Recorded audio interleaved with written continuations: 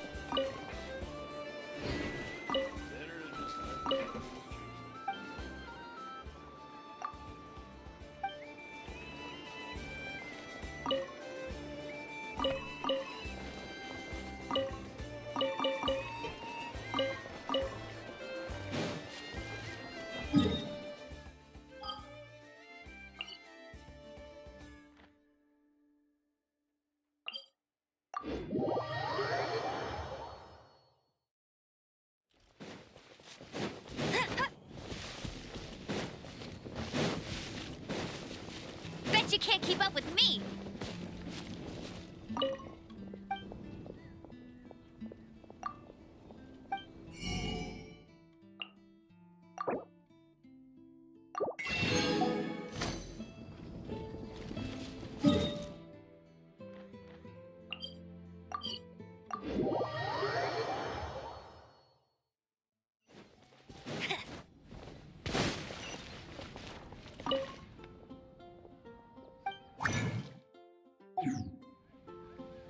Bet you can't keep up with me!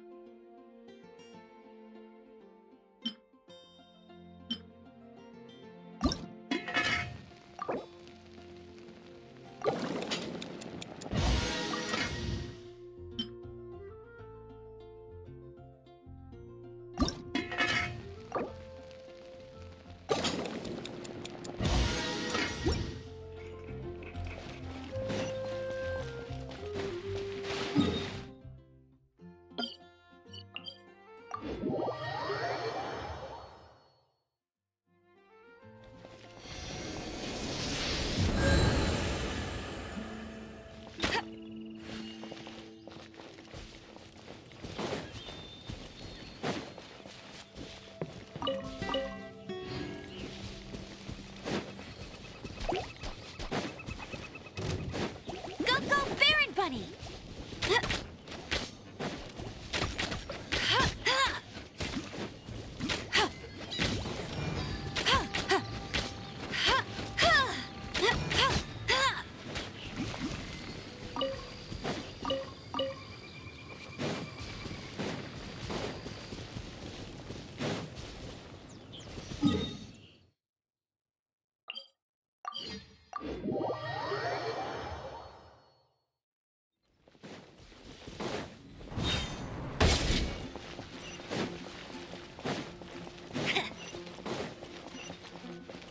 Bet you can't keep— Ad Astra.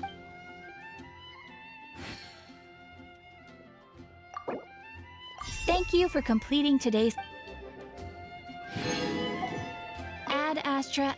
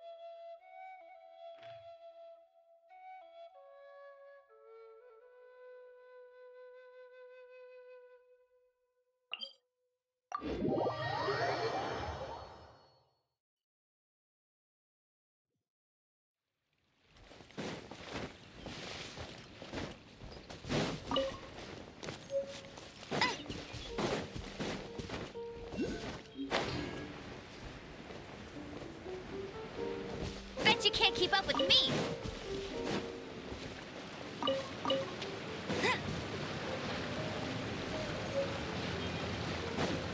I'll race you there! Bet you can't keep up with me!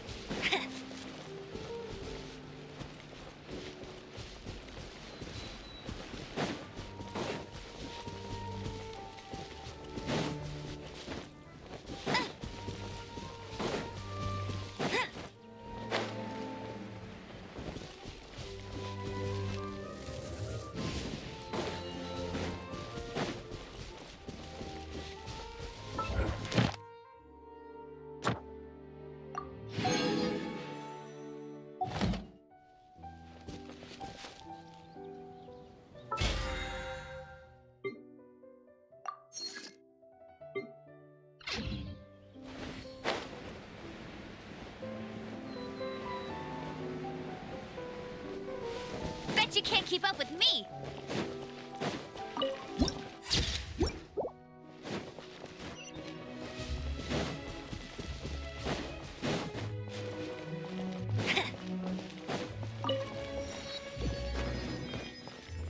I'll race you there!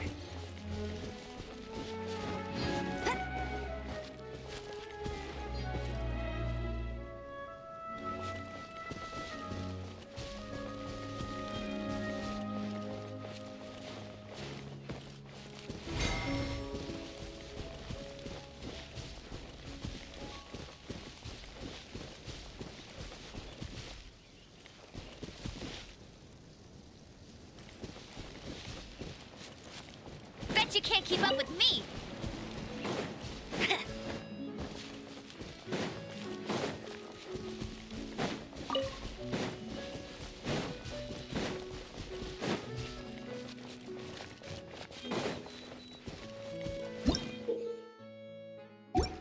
Bet you can't keep up with me!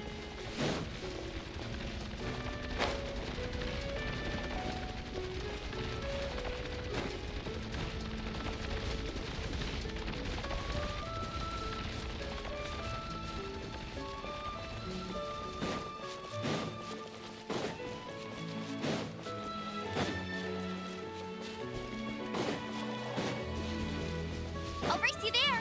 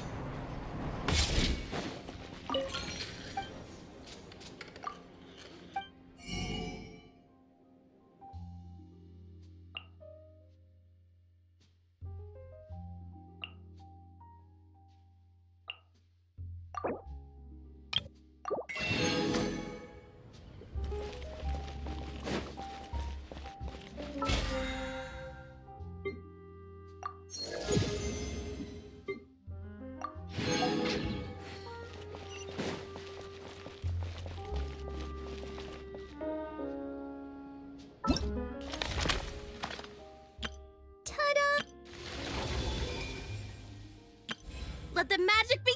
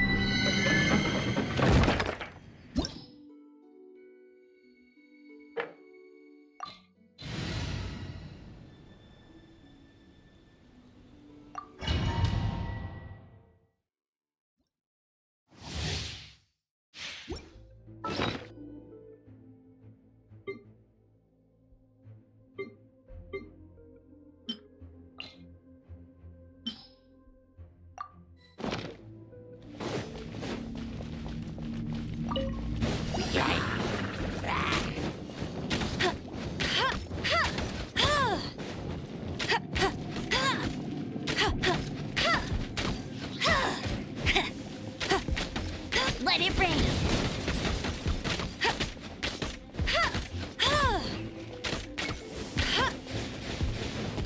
I'll race you there.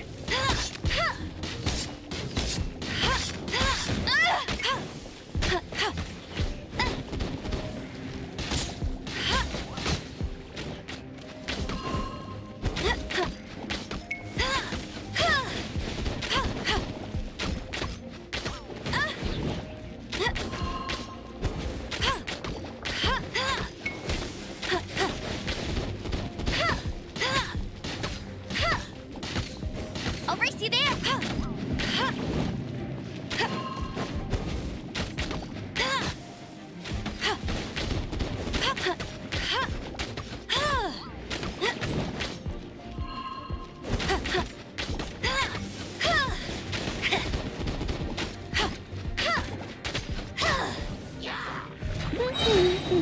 No escape.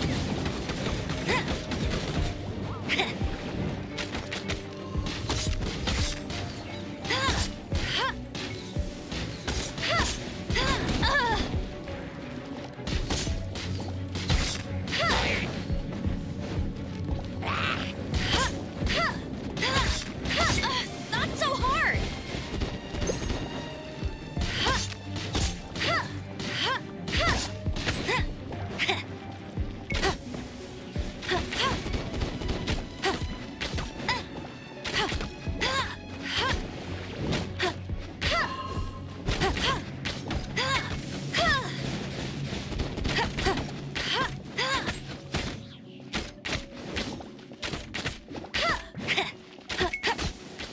Bet you can't keep up with Go-Go Barrett Bunny.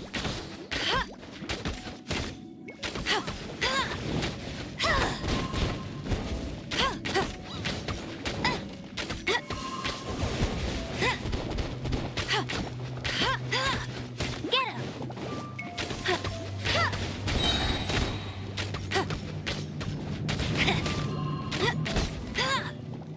Bet you can't keep up with me.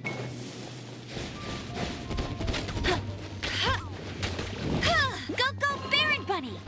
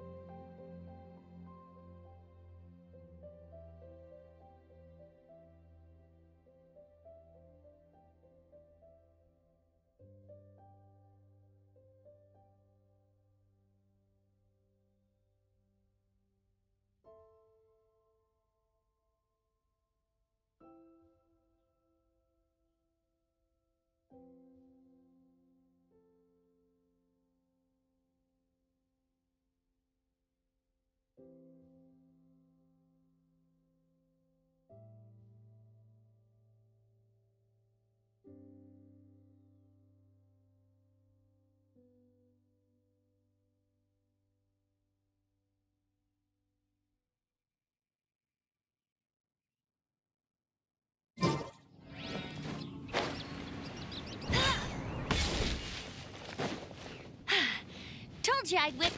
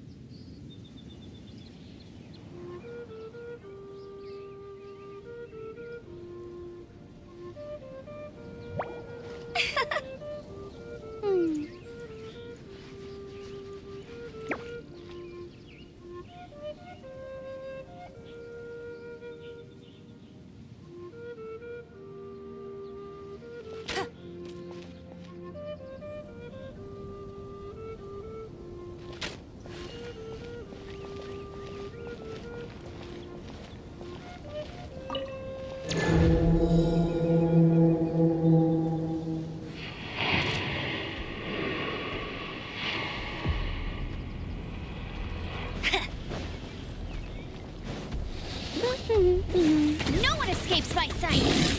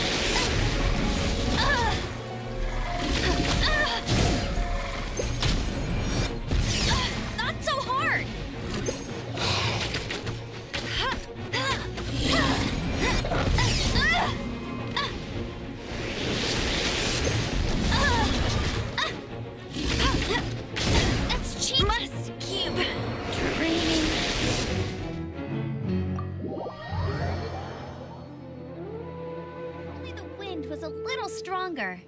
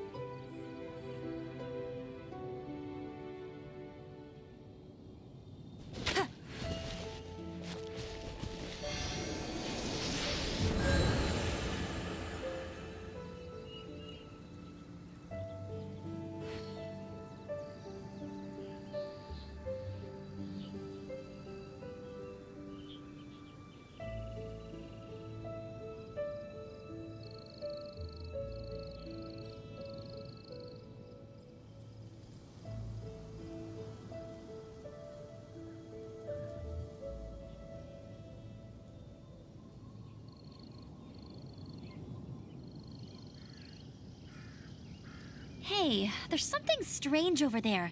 Come on, let's take a look.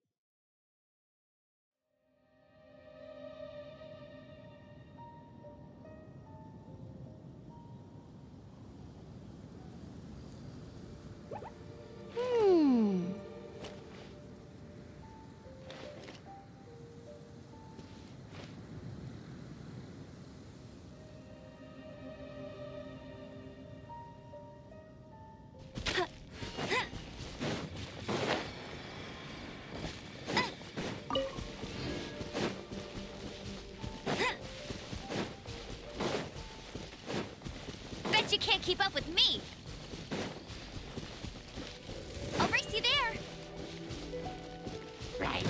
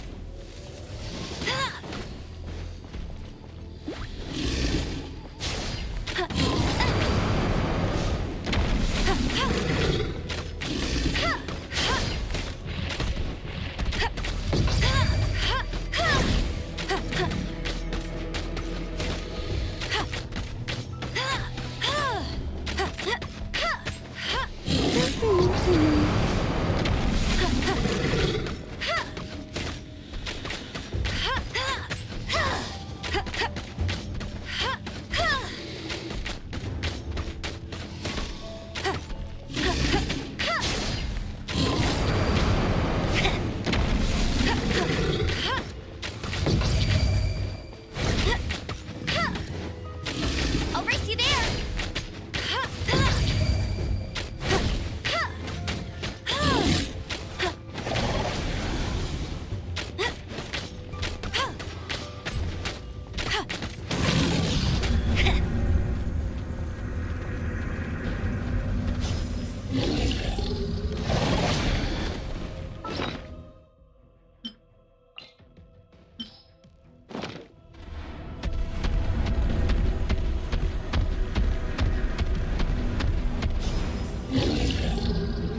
I'll race you there!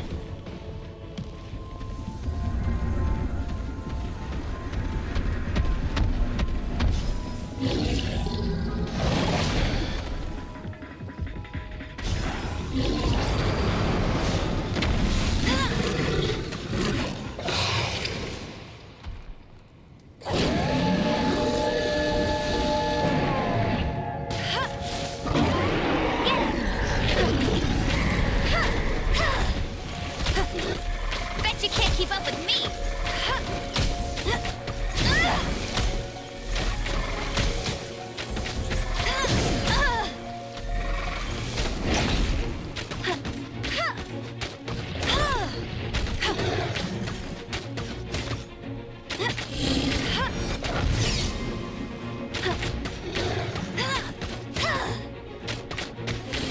Not so hard!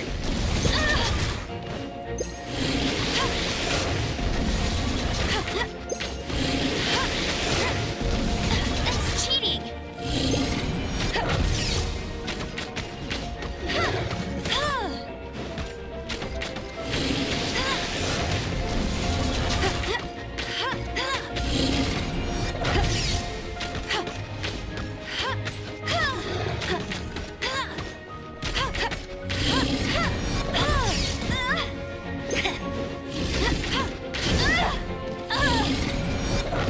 That's cheating! Go, Baron! Tired.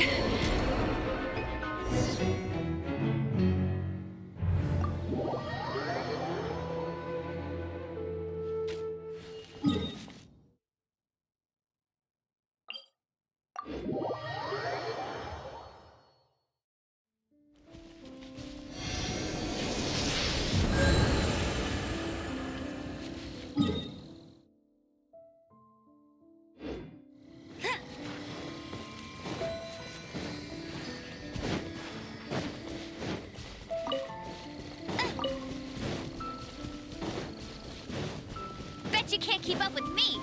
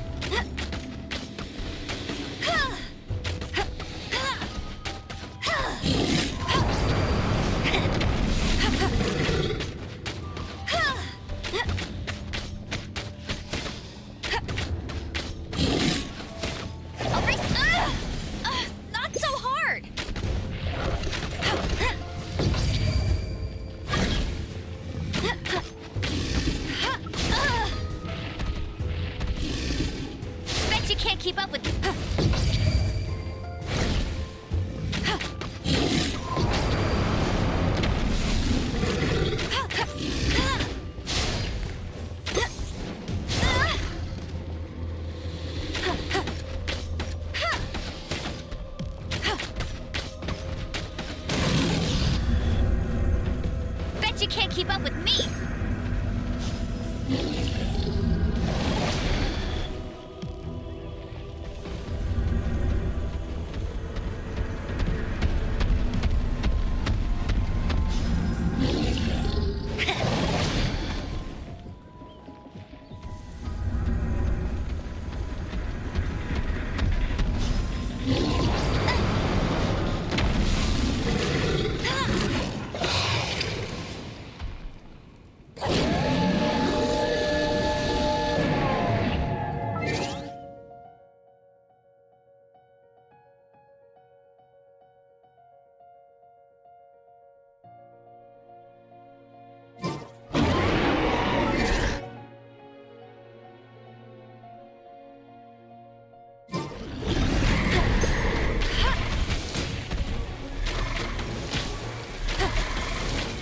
Not so hard!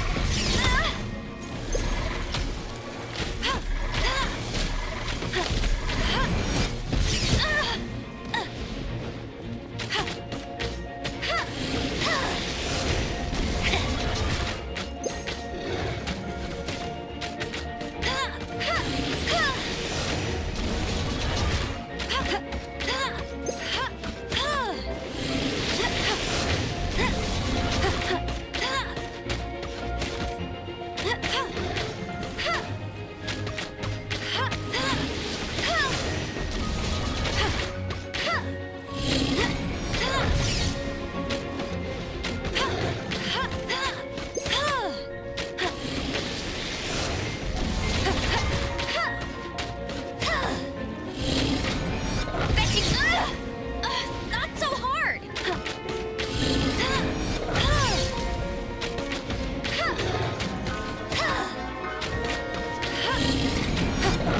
That's cheating!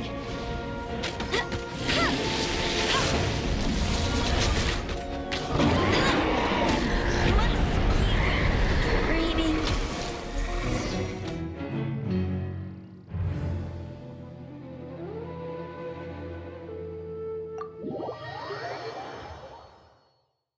If only the wind was a little...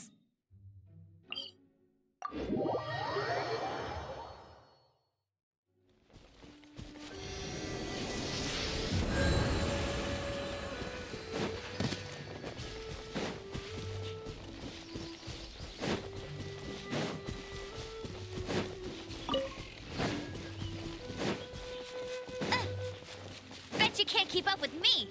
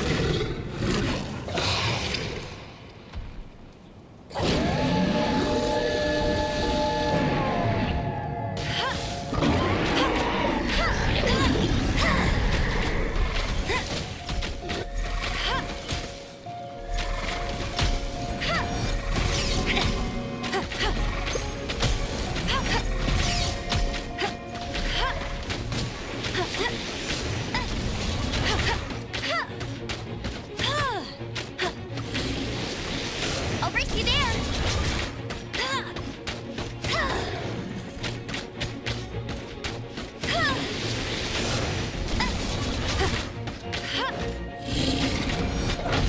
That's cheating.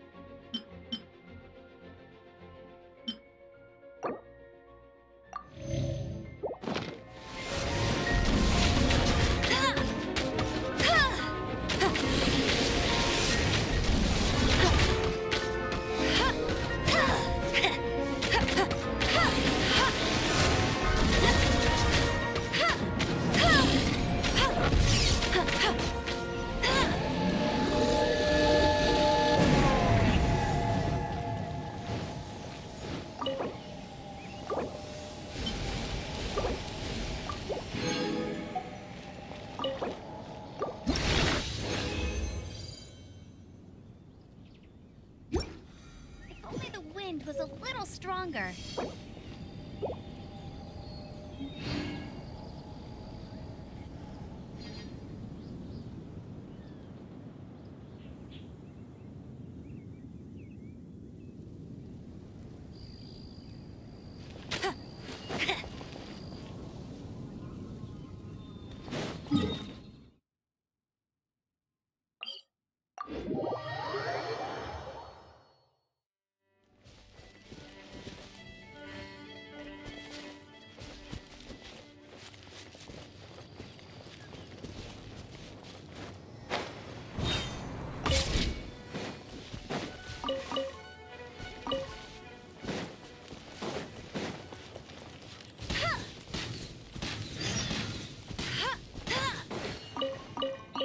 Bet you can't keep up with me.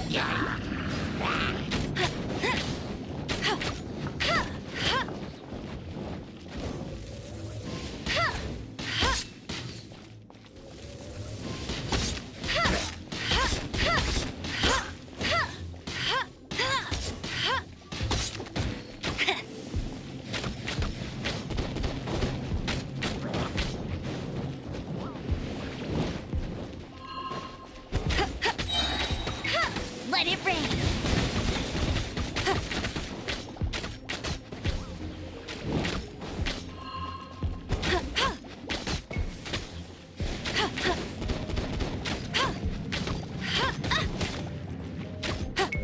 Bet you can't keep up with me.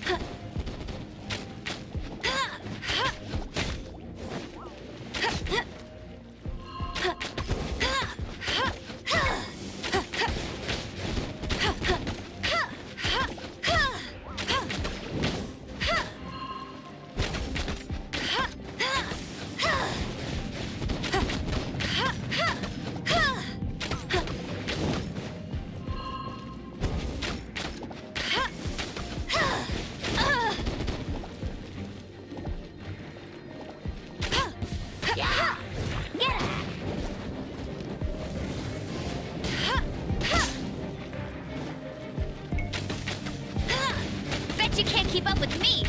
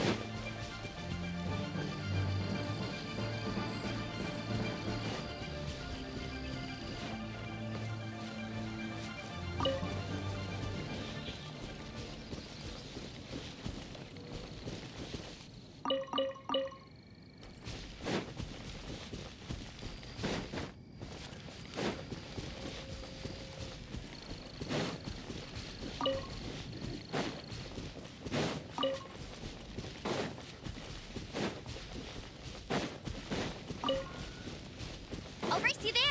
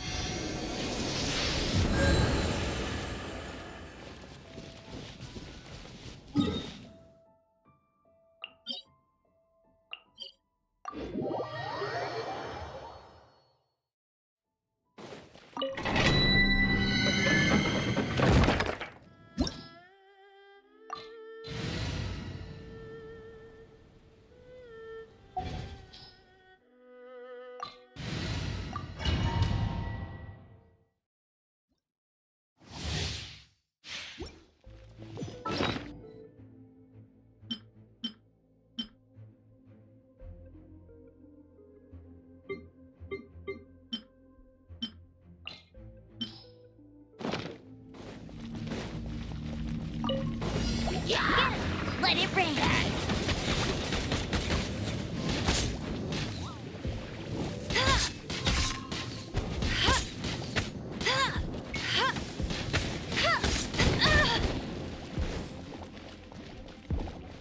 Bet you can't...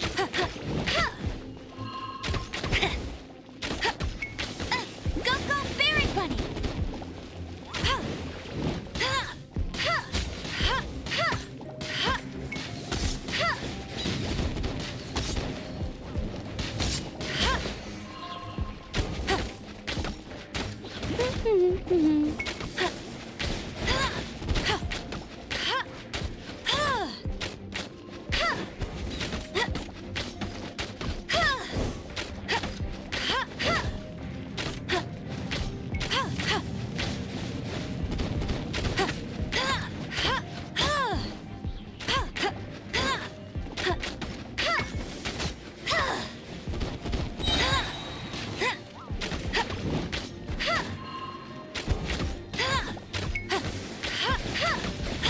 Not so hard!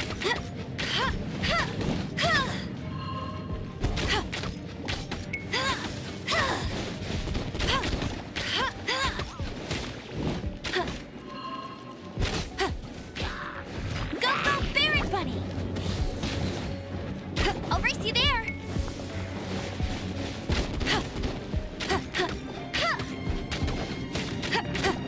No escape! Get him!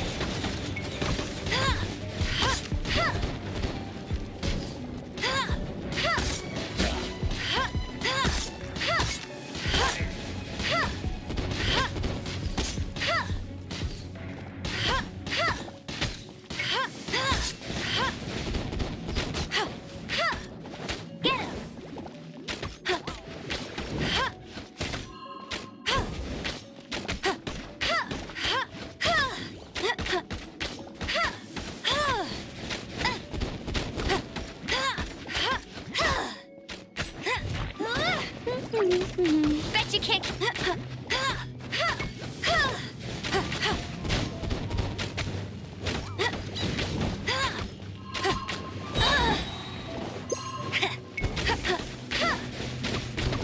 Go, go, Berry Bunny!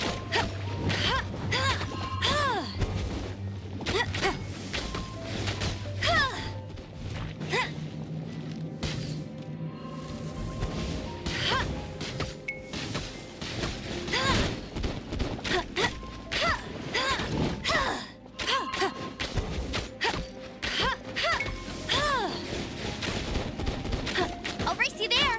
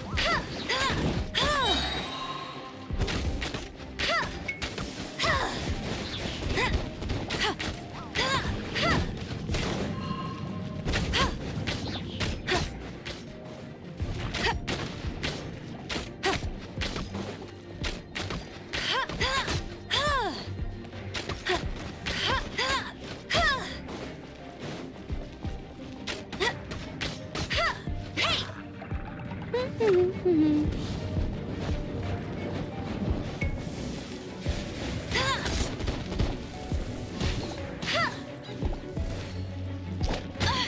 so hard! No one escapes my sights! Go, go, Baron Bunny!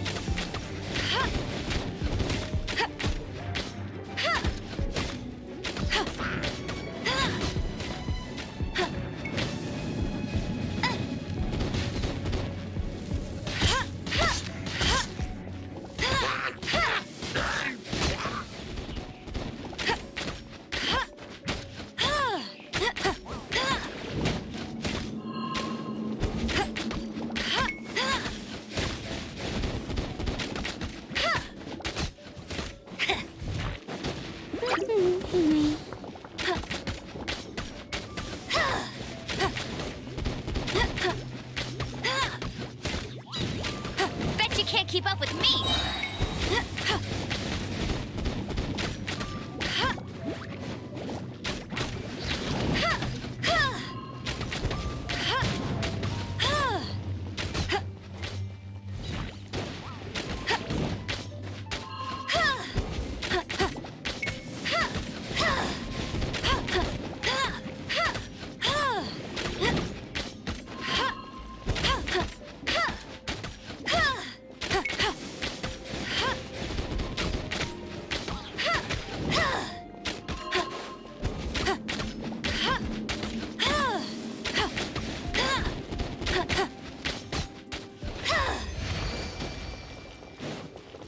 I'll race you there!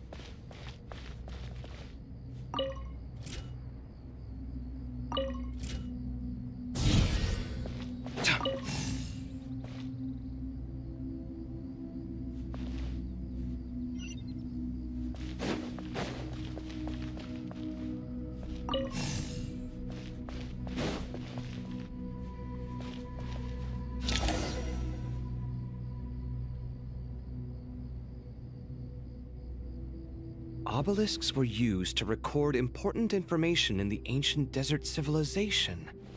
Hey, Alhaitham, there's some writing here I'll need you to decipher. I've sent it to your screen. Do you see it? Got it. It's a little blurry, but I should manage. Take a look and tell me what it says. Oh, and I'll send any other similar text directly to you from now on. Let's start with this one. It's a variant of an older script. Herein lie verses written for the Yellow Sands. Looks like cultural information from the age of King Deshret. If so, I suggest you delete it. Words thrown together merely for fun. I had no idea Aru kept a record of this. Well, as long as you're certain that this is strictly private information, that's fine. It is unimportant. All right, well, I guess I'll start now.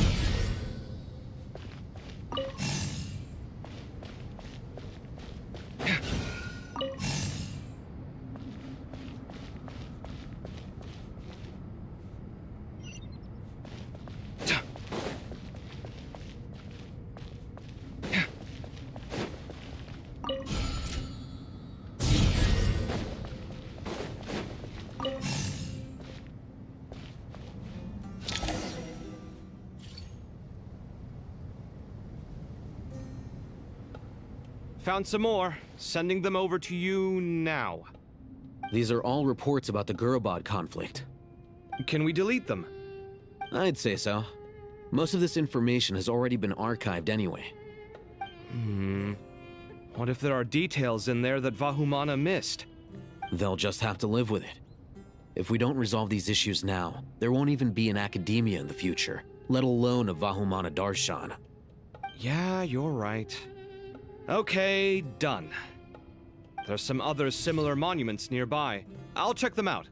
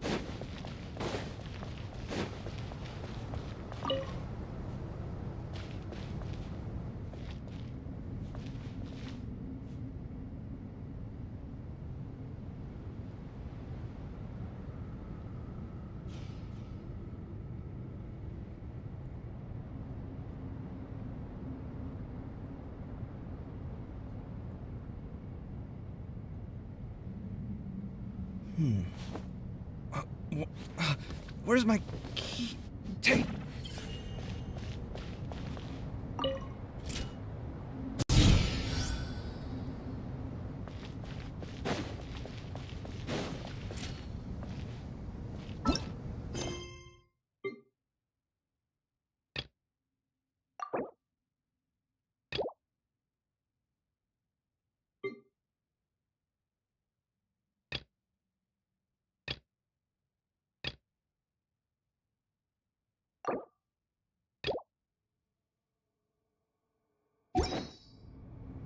It's good to get out and stretch your legs once in a while. People aren't made to stay cooped up inside all the time.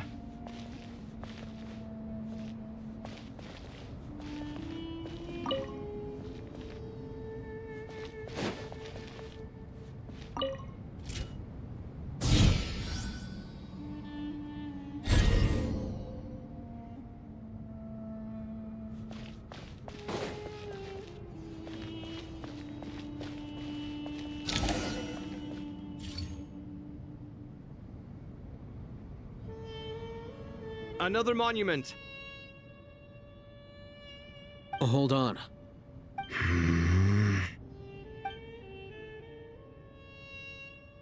You're still reading it? How long is it? It records the development and governance of the Oasis civilization. Most of it concerns the Jinn, but it also contains records left by the artisans who built Aru. Is it important? Some of it. There was no way for me to read the whole thing in its entirety, so I had to rely on my intuition to pick the parts worth keeping. What about the artisans' records? What do they mention? They're speculations, mostly. For instance, they were wondering how to protect themselves if King Deshret decided to silence them after the construction of Aru was complete. Sounds like pure mythology to me. Surely that kind of thing didn't really happen. The records do emphasize that this was merely their conjecture based on various myths. Still, the artisans did leave details of their plans to survive, including blueprints for their escape route. Even that got recorded? Okay, well, I'll make a copy of this first before I delete it. Is that truly necessary? You won't be needing those. No, the blueprints are important. I want to keep them as a memento.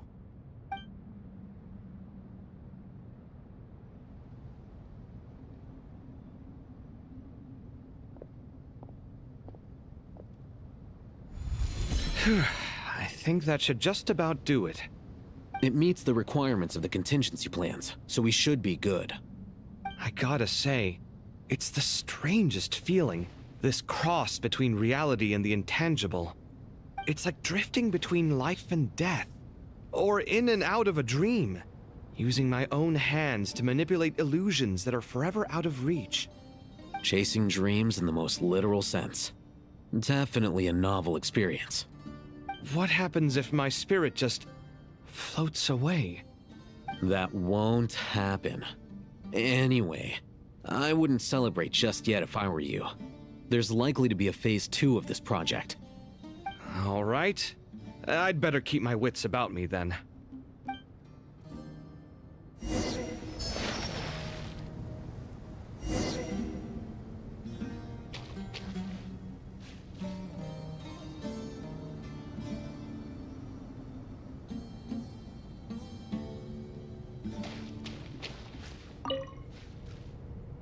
I expected that the outside world no longer respected the ancient gods, but even so, I do find the tone of these youngsters to be dreadfully impolite.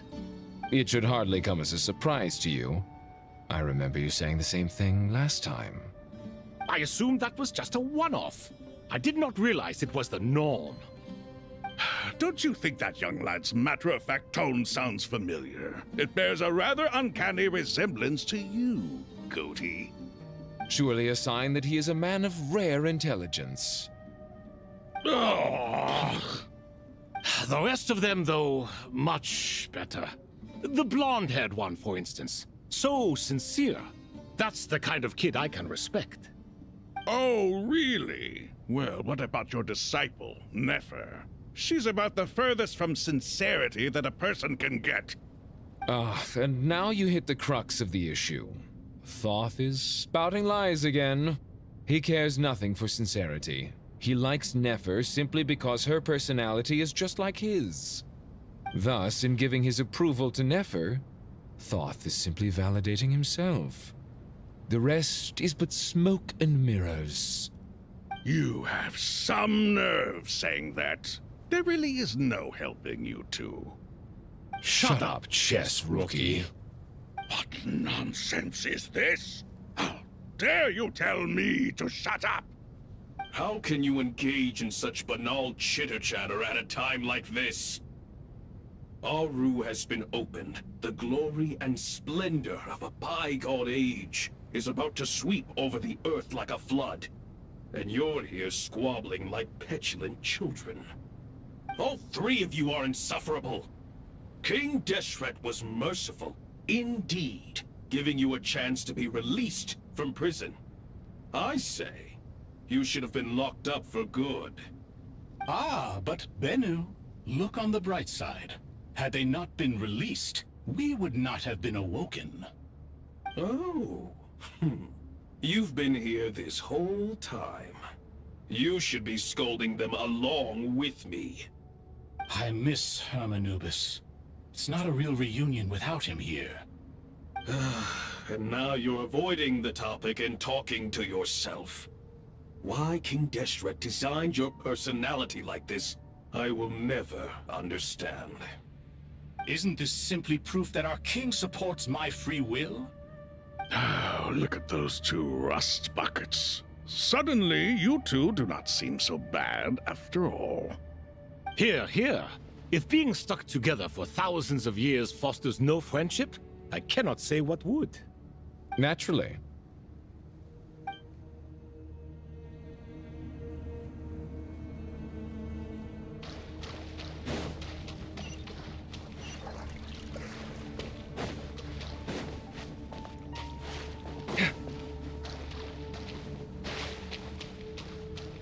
Come at me!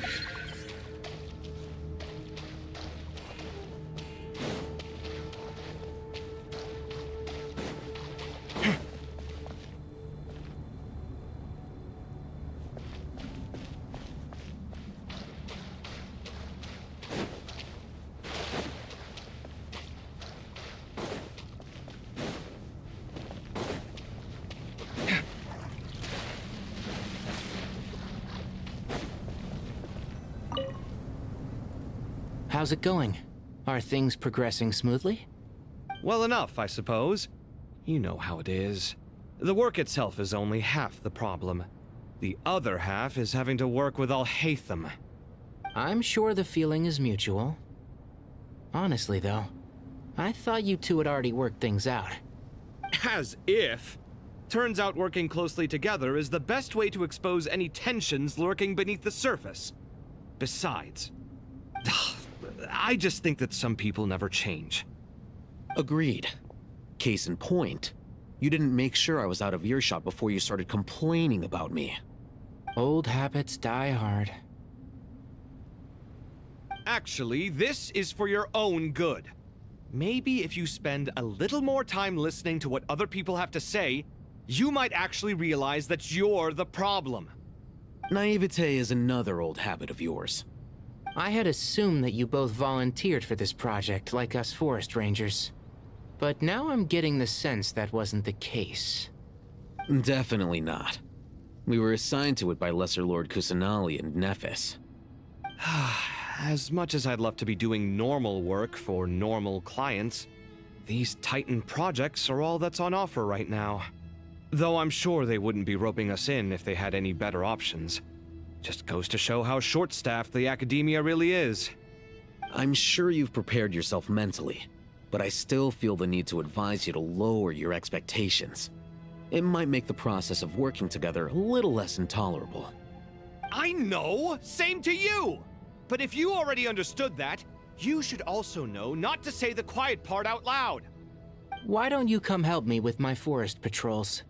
Might help you avoid any further disagreements. Good suggestion, but unfortunately, differences of opinion will always exist. Changing the nature of the work won't get rid of them. For once, I actually agree. There is zero chance of us ever resolving our differences. Zero! But even so, the work must be done.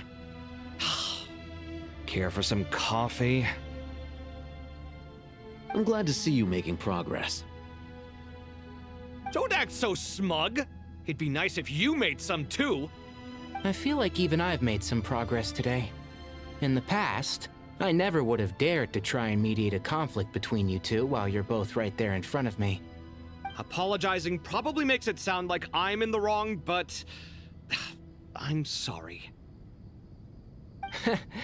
I was just kidding. Truth be told, I don't have any work to do at the moment, so I'm just here to kill some time. How's Kale? She's studying with Nicole. I'm not sure how she's getting along, but she seems to be in good spirits at least. I wouldn't worry.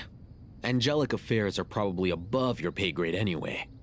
I know what you mean, but Sino and I are still a little concerned for her. He said he'd go keep Kale company after he's finished training the mercenaries. I'm planning to join them myself shortly. Kale will be okay. Have faith in her. Even we can see how much more confident and outgoing she's become in these past few years. Thanks to you and Sino being there for her and providing guidance every step of the way, she can finally stand on her own 2 feet. On her own 2 feet. Does it feel bittersweet? Watching the younger generation grow up and move on? No, not yet, at least. I was just thinking, I wish there was more I could do for everyone. She'll be fine. Yeah, she will. Just try to relax.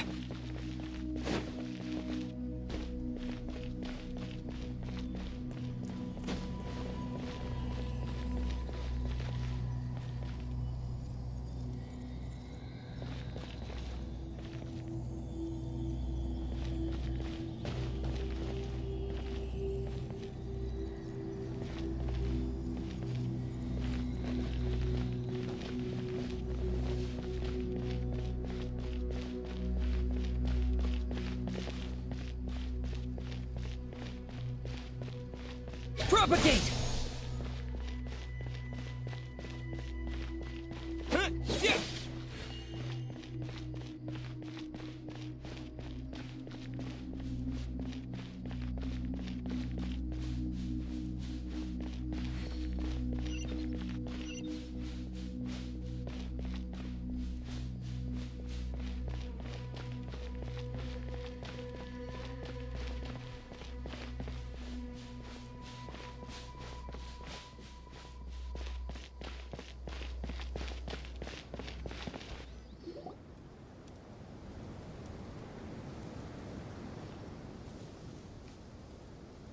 Traveler from afar, do you worry for the fate of Sumeru as well?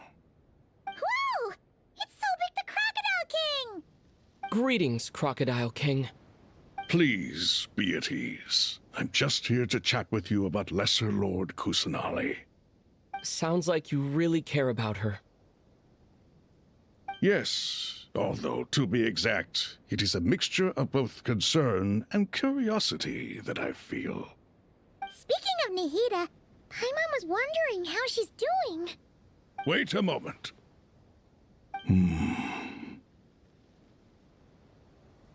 What is it? I tried calling out to a pep, but there was no response.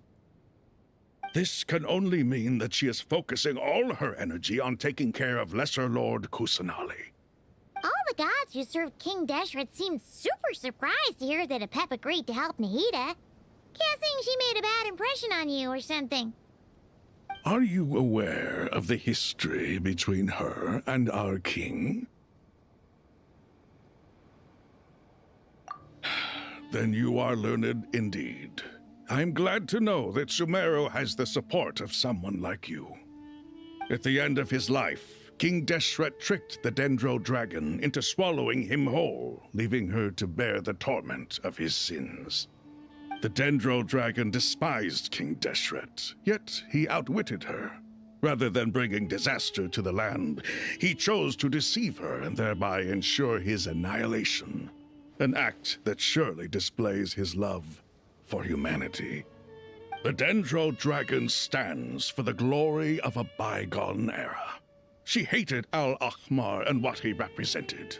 All the gods, all the power they wielded.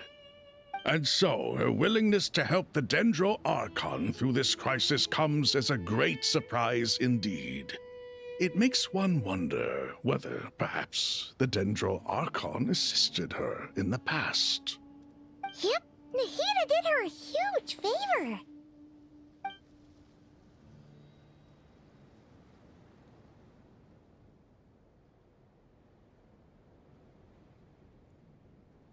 So Lesser Lord Kusanali put an end to the Dendro Dragon's many long years of torment. As much as she loathes the Seven, a pep knows kindness when she sees it. No wonder she was willing to make an exception. Yeah, that's the sense we got from dealing with her, too. She is not incapable of coexisting with other living things. Rather, she actively chooses to avoid coexistence. And this despite the fact that she symbolizes life itself. How ironic. All of this being said, I wouldn't expect too much from her if I were you. Nothing will change her hatred towards humanity and gods. We'll keep that in mind. Anyway, how much longer do you think Nahida needs to stay with the pep? For all we know, the Fatui might still be in the desert. Just to be on the safe side, why don't we grab anyone who isn't busy right now and go look for her? I'm alright, Paimon. Huh? Was that Nahida's voice? It seems the treatment was effective. Since when do my deeds require your evaluation? Ah! Here will do just fine. I had no intention of taking you any further. One ought not expect greater generosity than they have earned. You always hide your kindness away like an oasis within a sandstorm. Only those who make it through the swirling winds can know just how beautiful that oasis is, and how much hope it brings. You dare appraise my being? No, I'm expressing my gratitude. I want to thank you for sharing your precious life force with me.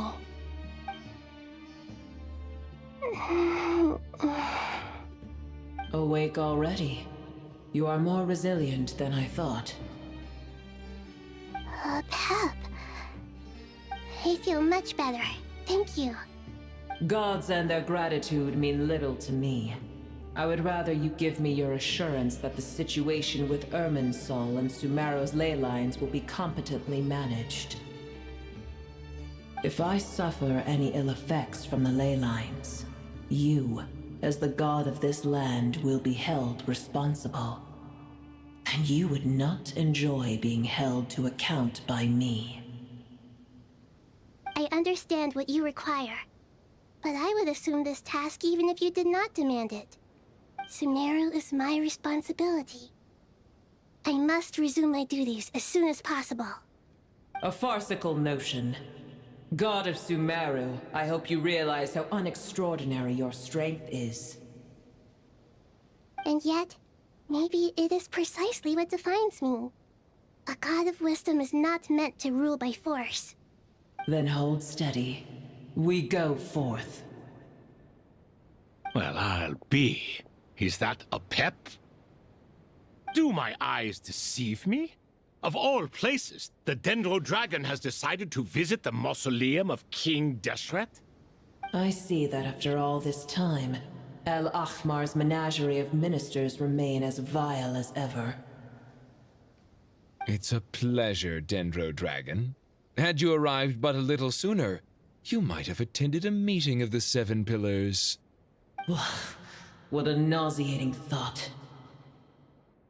You are not the first insects I have had the displeasure of dealing with today. A swarm of them tugged on my tail on my way over. Goodness knows what hovels they crawled from. Why do all the creatures of this world remain so lowly after all this time? What did you do with them? I cast them away. What would you have me do? Keep them as trinkets? Boer, this is where we shall part ways. To be clear, I do not wish to see you or anyone else here ever. You are not the first insects I have had the displeasure of dealing with today. A swarm of them tugged on my tail on my way over. Goodness knows what hovels they crawled from. Why do all the creatures of this world remain so lowly after all this time? What did you do with them? Then I wish you peace as you return to your dwelling place. It matters not to me. Simply refrain from bothering me again.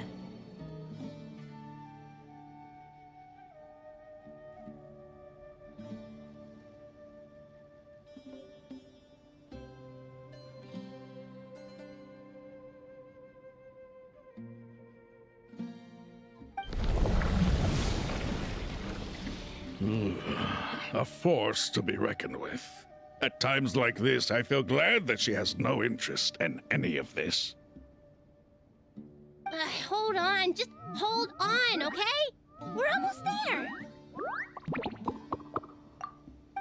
We made it. Huh? Wait, that voice! It's... Uh-oh, I'm gonna fall!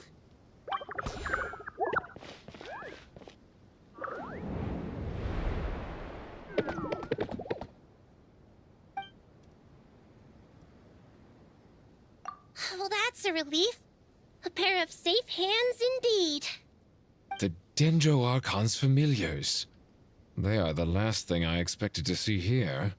Huh? Wait, what are the Aranara doing here? Don't you guys hate the desert? Obviously I was worried about the Dendro Archon. I've been supporting them with my Pari powers the whole way here. Oh, they seem pretty nervous. Is it because there are too many people around? Not just people. It's all these non-human beings, too. It's hard on them. I can't believe you made such a long and dangerous journey just for my sake. I appreciate your support so much. Thank you all. I'll have to ask everyone to wait while I help our new arrival settle in. Once I'm done, I'll gather everyone to discuss our next steps. Traveler, Paimon, shall we find a place for our friends to stay? Awesome! Let's go! Well, first I have some questions.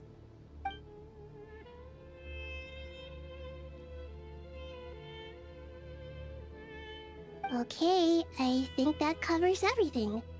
Thank you. We can get going now.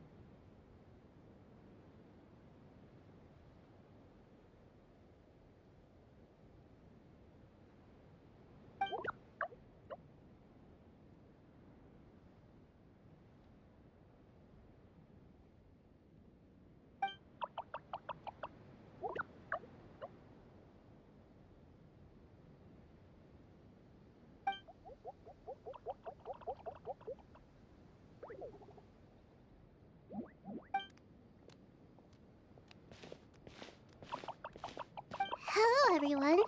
It's only us.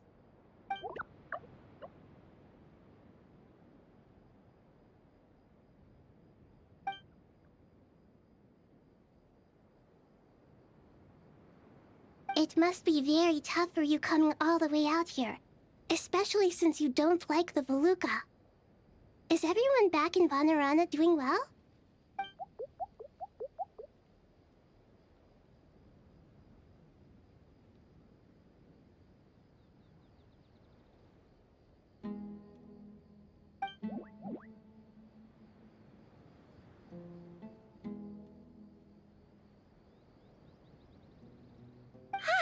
Everyone's here. Good. Are you okay? You look like you were about to pass out back there. Then you're forgetting who I am.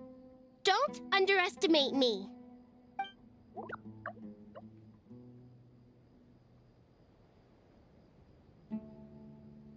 Red flag. Oh, excuse me. Are you comparing me to Paimon?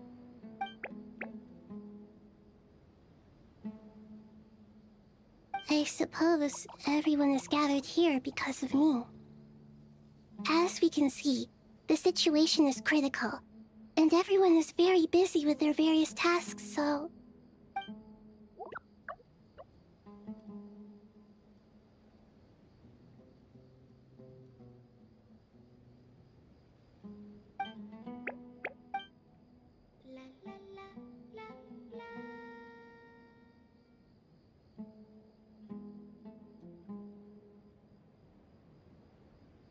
I can't thank you enough.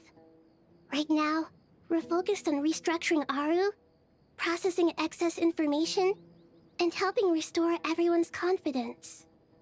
I'm sure you'll find it all very straightforward. I can help too. Just let me know where I'm needed.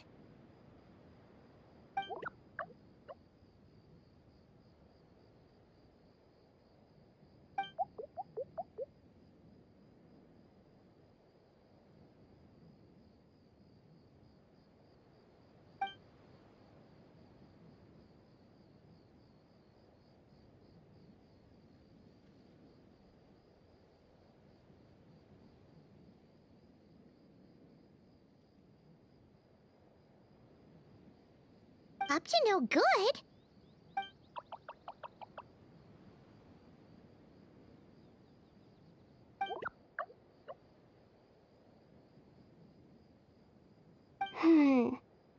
That definitely sounds suspicious. Traveler, Paimon, I have other work to attend to here that needs to take priority. Could I trouble you to investigate the situation Arabalika spoke of? No problem. Leave it to us. Thank you. I'm counting on you.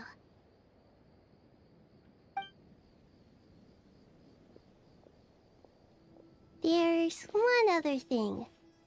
If you are to work alongside the people of Sumeru, you will need to make yourselves visible to them. Is that acceptable to everyone?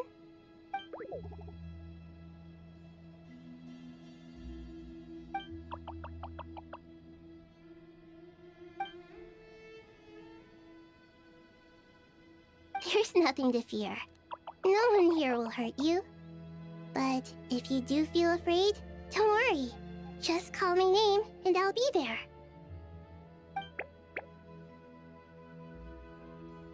Very well. Now, I shall bestow a small blessing upon you all. Whenever people see you and interact with you, from the moment their gaze meets yours, they will experience the most beautiful of dreams.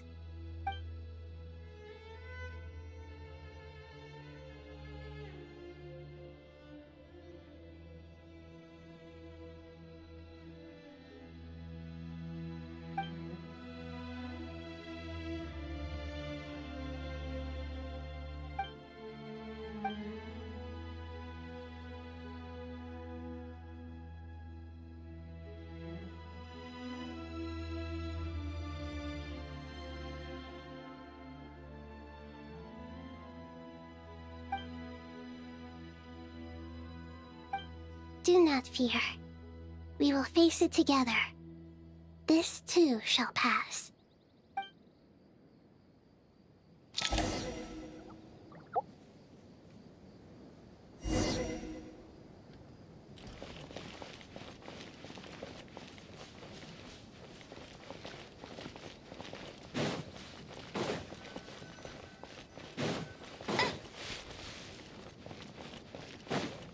I'll race you there.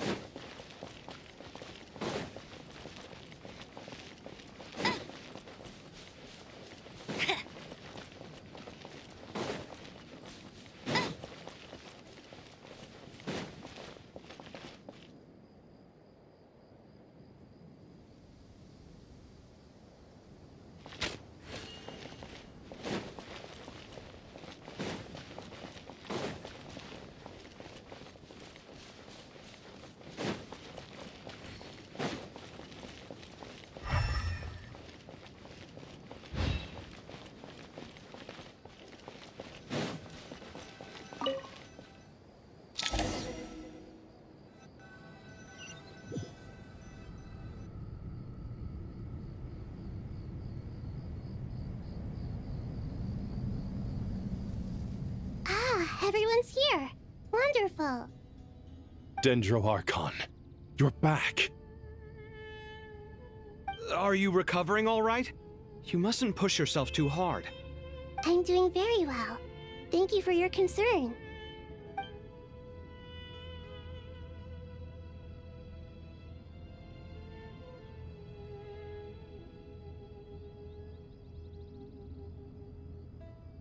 I see. Using the power of Aru to reboot the Akasha and gain access to Irminsul. It's a sound plan, although... I regret to be the bearer of bad news, but with the state that Irminsul is currently in, it's impossible to access via traditional means. Even the Akasha won't change that. Alas, we had feared this may be the case. What about non-traditional means? Non-traditional means? Are you saying... Desperate times call for new measures.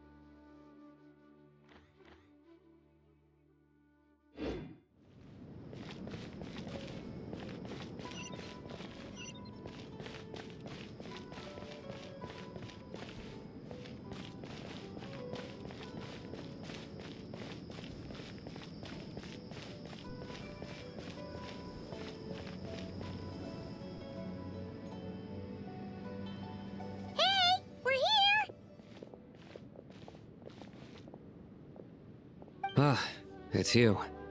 Is there a situation?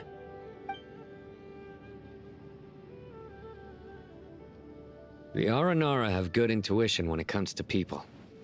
In other words, there may well be a traitor among us. Given everything that's going on, I'd be more surprised if there wasn't. Miss Nefer, as a professional intelligence broker, I trust you have a solution? Not one that I'm willing to volunteer. What's in it for me?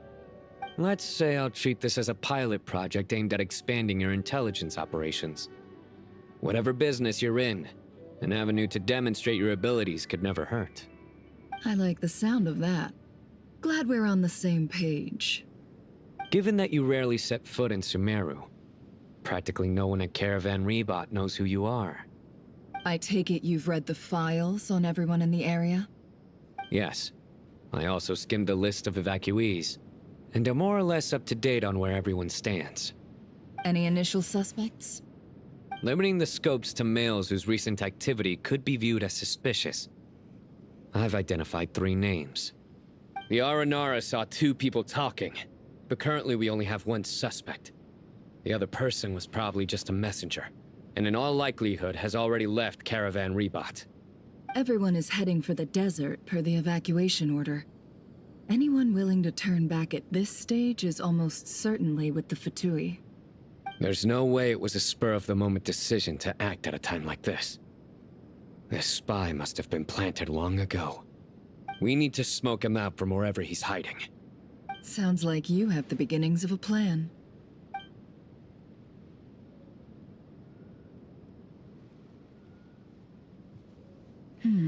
I see. Your suspicions are well-founded. I'd be watching him too if I were you. So far, we still lack solid evidence that he's been bribed. He hasn't made any recent purchases that would indicate he came into some cash. Then let's get closer to him to confirm before we make our move. I can handle it. I'm not based in Sumeru, so barely anyone at Caravan Rebot knows who I am. And you're certain you've never encountered this person in Nodcry? I'm certain. Besides, it's extremely rare for me to have had any direct contact with Sumeru mercenaries besides Jet. There's no way he could have seen my face before. Sino, stay out of sight and wait for my signal. If he raises any red flags, I'll bring him toward the main road. Understood. I'll take it from there. Excellent. Well, it's a pleasure working with you.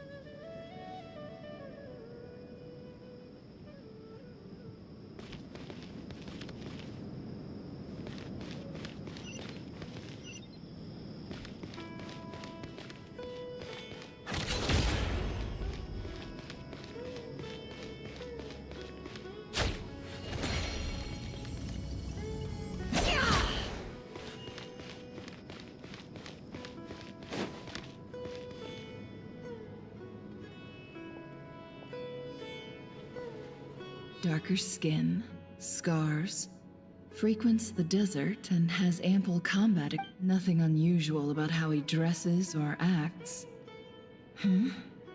What's that he's looking at? A coin. Interesting.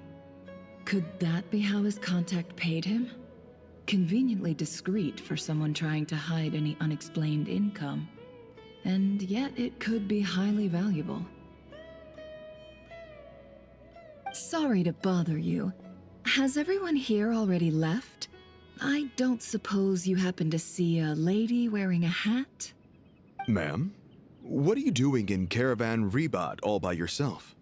The main group evacuated some time ago. Didn't you pass them on the road? My friend and I lost some of our cargo along the way. I didn't want to miss out on potential business, so I told her to go on ahead and meet the client while I retraced our steps. I didn't think it would be so late by the time I found it. And then there was a terrible sandstorm. I guess I must have taken a wrong turn. because I didn't see any large groups on my way here. Forgive me for asking, but just to be on the safe side, could you describe this friend of yours? Sure. She has blonde hair, and she was wearing a hat and a white dress. You'd definitely know if you'd seen her. Yes, I think that does ring a bell. Ah, my apologies. During this exceptional time, the Core of 30 are under orders to be extra cautious when dealing with unknown people, whoever they might be. I understand. Well, sir, is there anything else you need to know? If not, I'd better try and catch up with them. Hey, wait!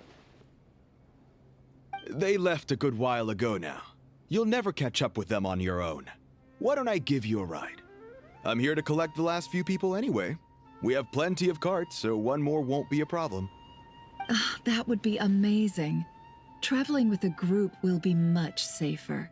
I'll have to pay you for your trouble. Hey, let's not worry about the money for now. Wait here a moment. Once I'm done packing up, I'll take you to join the rest of the group. All right, thanks. Let me know if you need a hand carrying anything. No need for that. I'm strong enough for both of us. Okay. Well, I wish there was some way I could repay you. Guess it's my lucky day, running into someone who knows what they're doing here. You might have just saved my life, you know? You're not wrong there. I mean, what kind of cargo is so important that it's worth risking your life to get back? I hope for your sake that it's priceless. Actually, I suppose I can tell you, since you've been such a big help. But be sure to keep it to yourself, or we could both be in big trouble. Oh, really? Sounds mysterious. We're in the antiques business. You understand? Some of our goods aren't acquired through the most legitimate means. We have to be very discreet when we're selling them. That's why I had to go looking for the missing cargo alone. Ah, no wonder. Well, ma'am, in that case, it turns out that maybe there is something you could do for me. I'm all ears. But to be clear, our commission isn't cheap. Think carefully before you ask. We don't want to ruin our relationship before we even hit the road. I'm sure that won't be a problem. My issue is, I have something that's a little difficult to sell on as well. Take a look at this.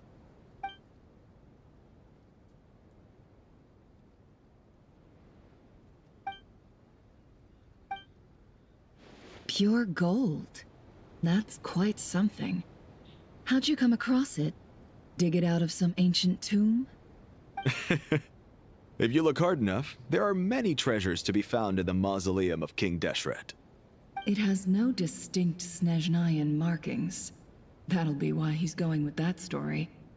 And he clearly doesn't want to arouse suspicion, so he's on the lookout for an opportunity to make a quiet trade. Surely you have an existing business partner. Won't they take it off your hands? I hope I won't be attracting the wrath of my competitors by helping you sell this. The shop I used to work with is having cash flow issues at the moment after losing some money. I'm under enough pressure as it is without having to deal with them. On the off chance anything went wrong, I'd never get my money back. I understand. Gold is the last thing that traders with cash flow problems want to see. Well, in that case, I think we can work something out. As it happens, I'm just about done packing. Shall we make a move? Sure. Let's walk and talk. This evacuation was a huge operation. They needed a few people to stay behind and tie up loose ends. And I ended up being one of them. You're lucky you ran into us in time. I certainly am. I don't know how this happened. One thing led to another, and look how it ended up. I just hope our client doesn't get spooked and cancel their order.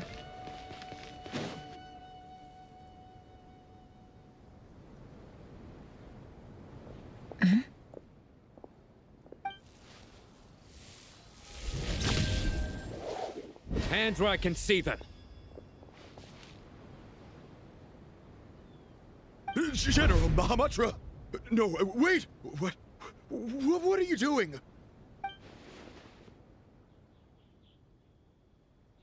This is the coin? Good.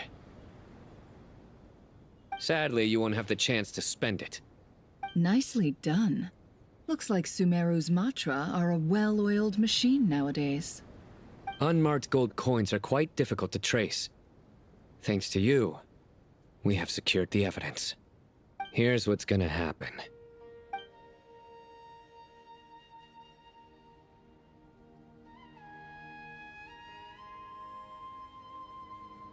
Southeast from here, leeward side of the hill. That's where he's meeting his contact. Great work. Candace tells me your interrogation skills are highly effective. Hers are quickly catching up. She's improved a lot in recent years. Looks like it's over to you for the next step. Because I'm quickest on my feet? Because you know how to trail a target. Plus, it'll be easier to monitor their activity from the air. Fine. I'll be quick. One more thing. The Traveler just brought a message from the Dendro Archon. Once you're done with this, we're to meet up at the mausoleum of King Deshret. Got it. Will do. Are you sure you'll be okay on your own? Gee, I don't know. Maybe you should come with me. Okay. Then Paimon's coming with you. Really? You do know this is a stealth operation, right? Meaning, you have to be quiet? Paimon, are you sure about this? Well, Paimon at least wants to give it a shot. Like everyone says, if you never try, you'll never know. Besides, being the best guide in Teyvat has to count for something. This should be a piece of cake. Fine. Join me if you want.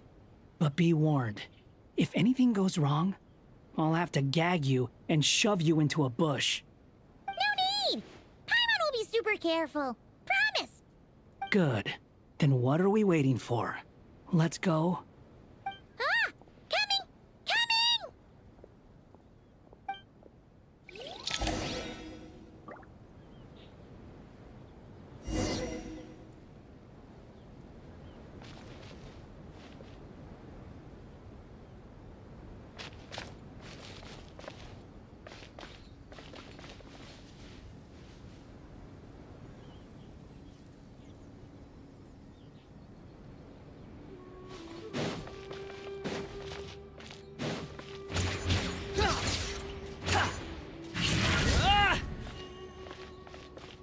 The wind rises.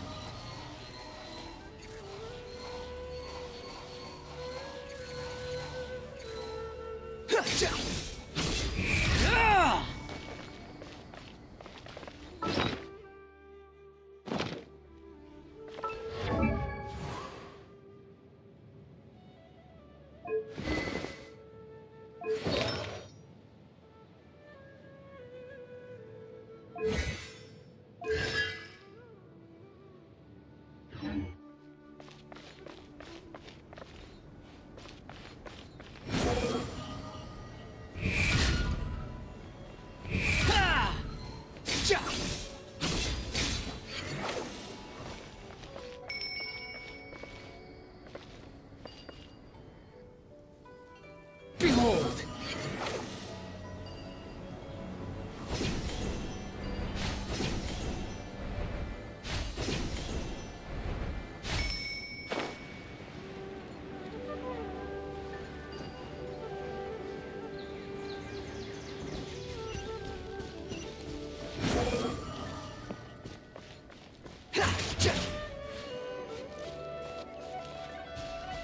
Squall and Fury.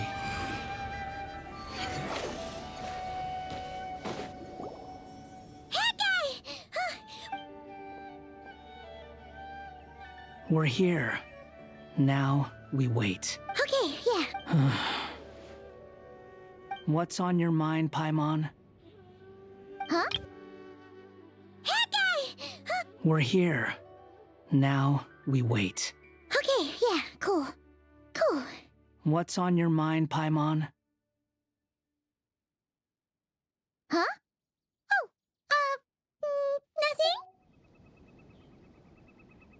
I thought all you cared about besides being a guide was food and sleep. Why the sudden urge to go on a dangerous mission? What's that supposed to mean? Paimon's been on plenty of dangerous missions before. But never on your own. You hardly ever leave the Traveler's side. Just saying. I'm kind of at loose ends right now. So if you did want to share, I suppose I'd have to listen. If not, suit yourself. Makes no difference to me. That guy? Do you think Paimon is useless? What? Where's that coming from? When we were in Notcry, Paimon suddenly realized something. Even though Paimon's with the Traveler every single day, whenever we face real danger, she can't do anything to help. Paimon doesn't get like this very often. She just got really scared when the Traveler got kidnapped that time. What if he never came back? What would Paimon do then? And the more Paimon thought about it, the more useless she felt. But Paimon doesn't want to be a burden. Paimon wants to be a friend who's actually useful. Does that make any sense? You know, that feeling of just being completely useless and... Oh. Paimon probably sounds so ridiculous right now. You asked the right person. Boy, do I know that feeling. Oh, that guy. I'm not gonna try and encourage you. What I will say is this. When you start doubting yourself, you have two choices. Give up or change. You have to make the decision to move forward. Otherwise, no amount of consolation from other people is gonna help you. So ask yourself, what do you want? To get stronger? To learn more? Whatever it is, go do it. You won't have any regrets if you can at least say that you tried. Oh, all right. Something's not right. Shouldn't they be here by now? Paimon, is it just me? Or is it a little too quiet around here? Should Paimon take a look? We'll give it another hour. If nothing happens, we head back. Okay.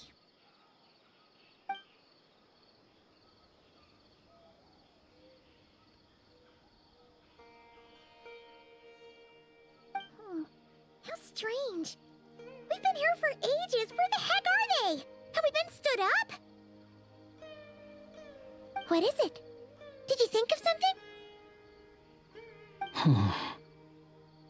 Something feels off about this whole situation, but I can't quite explain why. We know for sure that the guy Sinocot had something set up, yet somehow his contact is a no-show.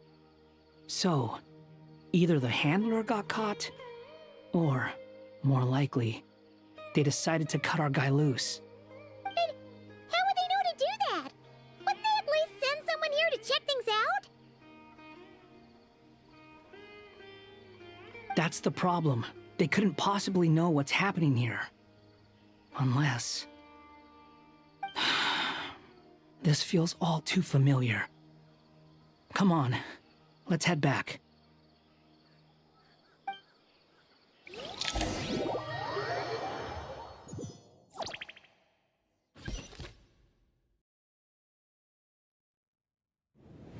Even though this isn't a formal meeting, I'd still like to start by saying how grateful I am to each and every one of you. Thank you all for coming here and standing by our side. Shesipank and Bennu are currently assisting the scholars with the maintenance of Aru. Please forgive their absence. As for Hermanubis, may he rest in peace. We remember him with great fondness. There have been times when I imagined what it might be like to meet you all. Now that it's really happening, I feel quite emotional. Time has taken many things away, but that which remains is all the more resilient. I must say, there is one thing that rather surprises me. You appear to be in good spirits, Lesser Lord Kusanali. But even so, I can sense that the life force given to you by the Dendral Dragon has far from fully resolved the problem of your vitality. Oh no! So even a Pep's power didn't work? Don't worry, Paimon. It worked very well indeed. The issue is how closely I'm tied to Irminsul. Until the problem with it is resolved, there is no way I can fully recover. Sumeru has undergone tremendous changes during your absence. When gods pass away, inevitably, people's faith in them grows weaker. You must have sensed it already. Your power is not what it once was. Regrettably, this is true. I too have grown weaker due to the effects of Irminsul. Right now, we're all in quite a sorry state. Then what do you suggest? We take all the help we can get. Sumeru is our shared home. You and I, gods and humans alike. We must unite all our strength in this moment. Though Al-Ahmar is no longer with us, the alliance between the three gods remains in force. Regardless, as subjects of our king, we have a responsibility to support Sumeru through this catastrophe. Not to mention that it was the people of Sumeru who released us from this prison of Aru. Times have changed, and the people of today possess greater wisdom than those of the past. You really know how to give a rousing speech, Goti. Now then, let us learn more about your plan. The brightest minds of the Sumeru Academia are busy opening and renovating Aru. They claim it has something to do with Irminsul? Correct. Irminsul has existed in Teyvat since the very beginning. But during the Age of the Dragons, it did not possess the significance it holds today. After the heavenly principles arrived, the power of the Light Realm was divided into elemental energy, and Irminsul was refashioned as a device that records and preserves all information. Since then, everything in this world has been inextricably linked to it. As the Dendro Archon, I have a duty to protect Irminsul. To Sumeru, it is both a national treasure and undeniably a major threat. Teyvat has seen many upheavals in the last few years. The most recent of these was a major crisis in Notcry, which forced Sumeru to be even more vigilant than usual. I made sure to monitor all the pathways through which an outsider could potentially transmit themselves into Irminsul. But despite my efforts, a major problem still arose within. I still believe that someone has actively invaded Irminsul. But rather than taking any of the pathways I referred to, the intruder chose instead to utilize the most direct route. And the only one that cannot be protected against. By entering Irminsul through death. I see what you mean. You cannot simply stop all deceased souls from returning to the ley lines because of a potential invasion that could occur at any time. That's right. As important as it is to guard against external threats, I couldn't allow myself to stop the souls of the departed from finding peace. Please, understand how difficult this predicament was for the Dendro Archon. Defense has never been an easy task. After Irminsul was invaded, my authority was quickly restricted. Soon after that, the tree began denying access to any connections. I'm sure you feel responsible, but you are not to blame. No one can predict every possible disaster. There will always be trials and tribulations for the world to endure. But the people of Sumeru should not have to endure this. We must find a way to break through the lockdown and connect to Irminsul. And this is why you need Aru. Yes. The only thing in Sumeru capable of rivaling Irminsul in terms of overall function and performance is Al-Ahmar's legacy, Aru. All I managed to do before falling into a coma was make some minor adjustments to Irminsul. Using Aru is a last resort, and a move that comes with enormous risks. The scholar's initial plan was to borrow Aru's power to reboot the Akasha, then use the Akasha to connect to Irminsul and investigate. Unfortunately, Irminsul has suffered far greater damage than they first thought, rendering that plan futile. To rise to the challenge, we had to resort to a more extreme and far costlier means. This has led to a number of new contingency plans. To reclaim Irminsul, her brightest scholars have made further modifications to Aru with multiple goals in mind. I thank you all for giving them your blessing in this endeavor. Human wisdom has clearly improved over the millennia. You have not only our support, but that of the Jinn, the Aranara, and the Pari. Together, we will do everything in our power to save Irminsul. By the way, when you spoke earlier of an intruder, it almost sounded as if you knew who you were dealing with and what they were capable of. Well, since you ask.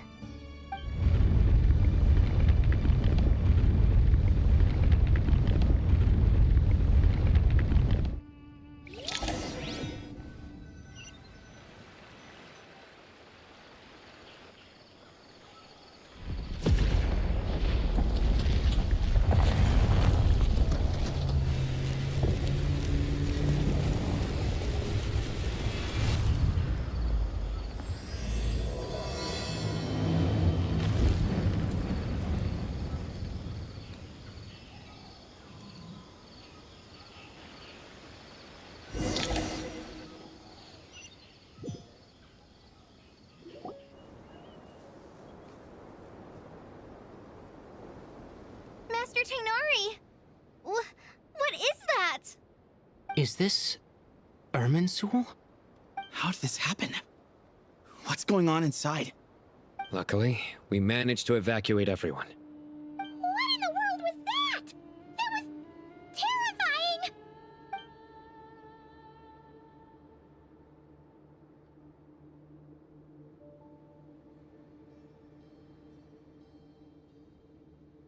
Oh my. I understand now, Dendro Archon.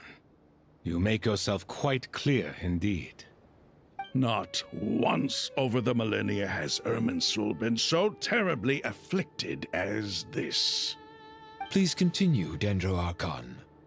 Irminsul's root system is what comprises the ley lines. In the past, it has always been hidden away, going unseen by the general populace. But now, an evil intruder is making it reveal itself. It has become a tree of unbridled greed. A clear sign that a deranged experiment has advanced to a new stage. Blasphemy.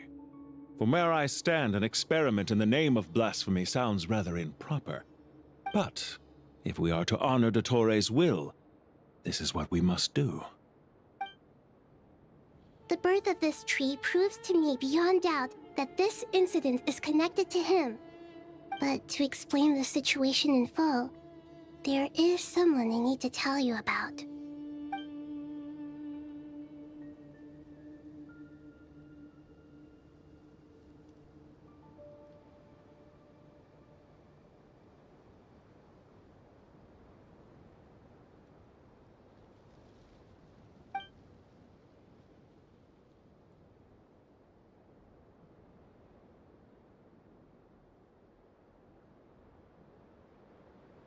Zandik.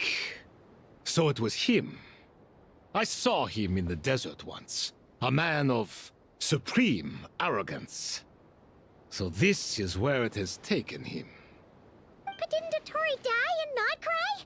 How is he still able to do all this? He must still have loyal followers amongst the Fatui.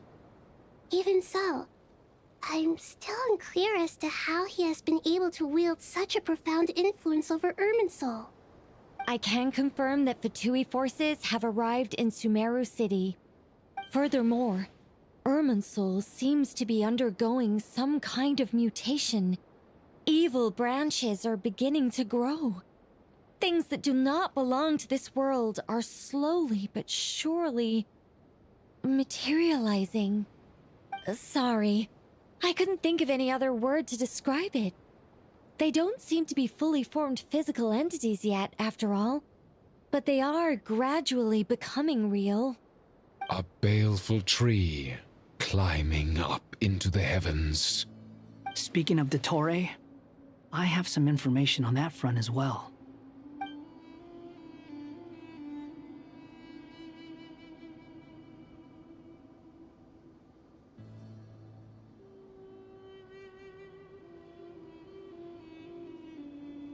I didn't think it was wise to state this out in the open. But my theory is, the mole wasn't cut off after he was caught. They wrote him off from the beginning. You mean, the Fatui never intended to follow through with him? Then why plant a mole at all? It's hardly a conventional strategy, and the rationale behind it is pretty twisted. But as it happens, I know someone who works exactly this way. And when it comes down to it, his goals are very simple. He just wants to confuse people, so they can't figure out what he's up to. He's been a collaborator of Dottore's from the outset. That fact alone confirms that Dottore is involved with this somehow.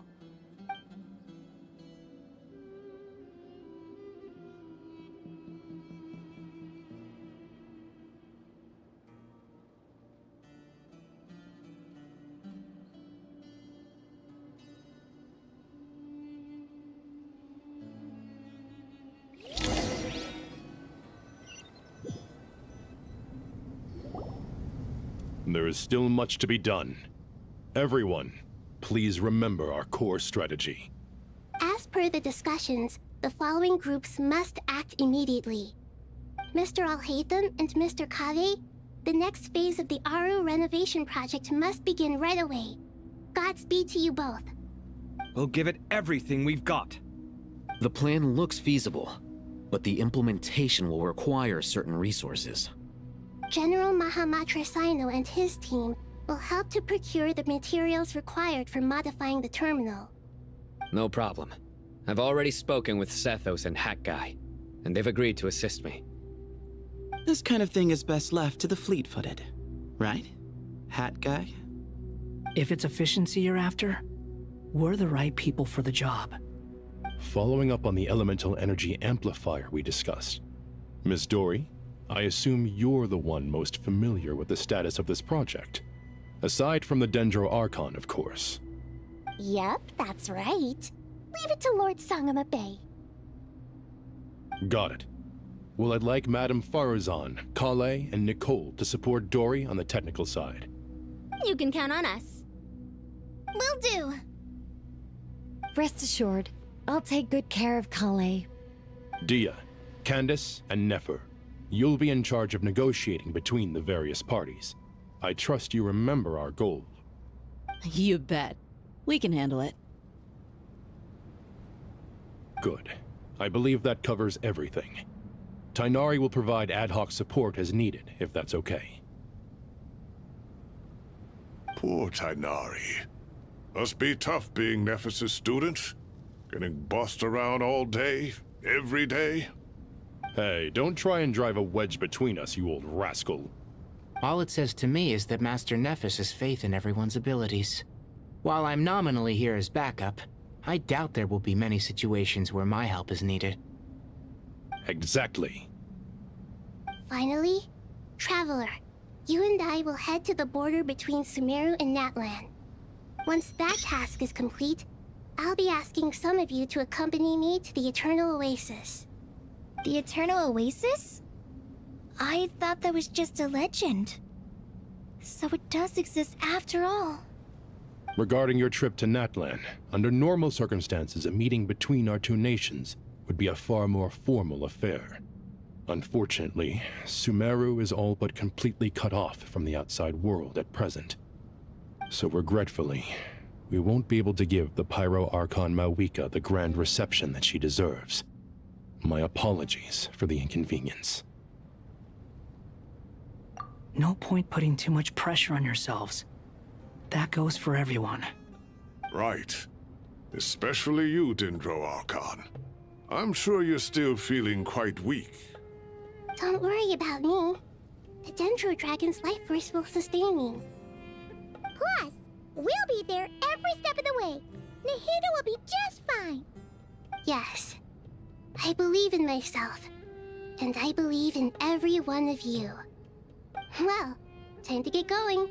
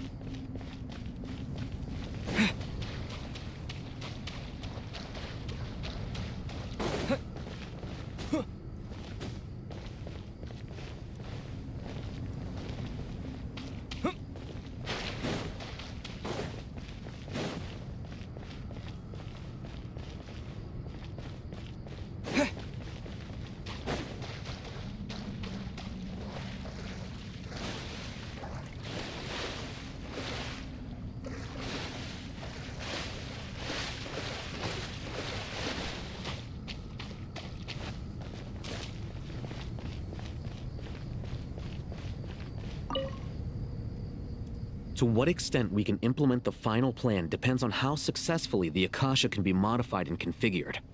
And to make sure the configuration works, Aru will also need some further optimization. Yeah, no surprises there. Once we roll this out, any Sumeru citizens who already have Akasha terminals can simply continue to use their existing devices. This still leaves us with a significant equipment shortage, though. Many groups of people were never issued Akasha terminals, including mercenaries, the desert folk, and many others. We'll need a supply of rare materials for the renovation of Aru and the production of new terminals. Right now, the best place to source these locally is from the primal constructs within King Deshret's mausoleum. Time is not on our side here. It's gonna be a race against the clock. The Aru merge and renovation project will have to be carried out by you two. Everything's riding on this, so failure is not an option. Best of luck to you both. As discussed, General Mahamatra Sino and Mr. Hat Guy will source the required materials. Mr. Sethos is quite familiar with the layout of King Deshret's mausoleum.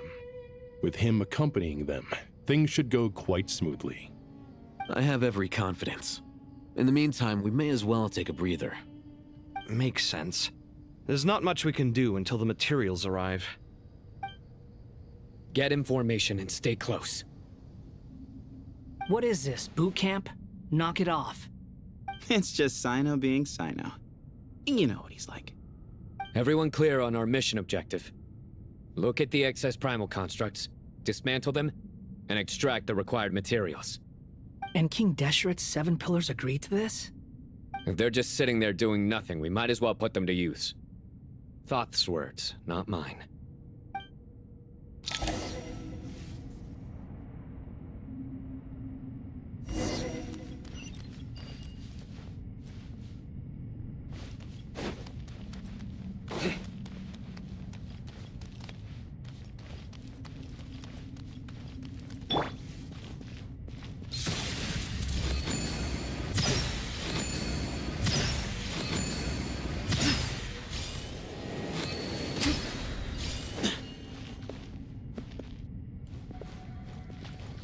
Your sins weigh upon your soul!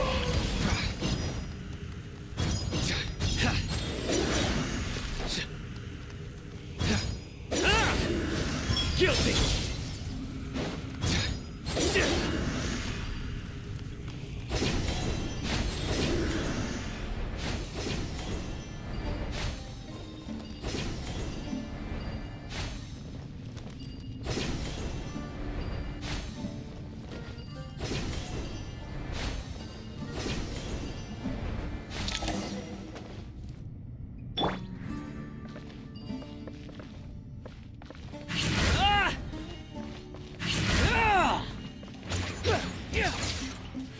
Behold!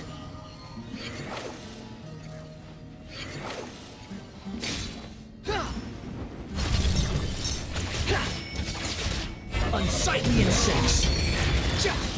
Quick fall! The wind rises!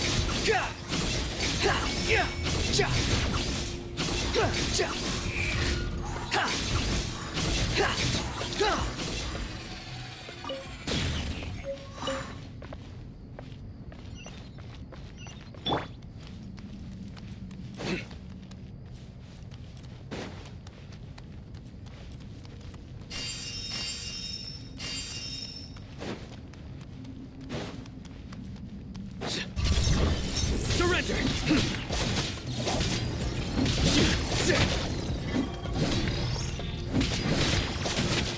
Futile! Excuse me?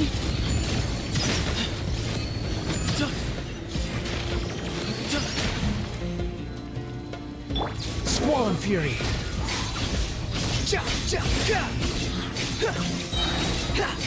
How amusing!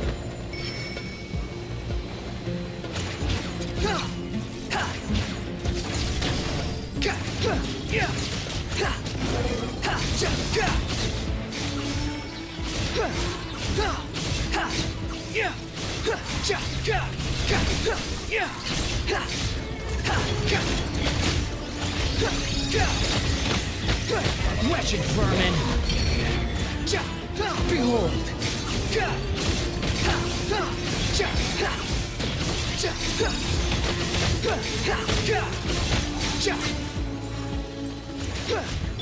Give me some space.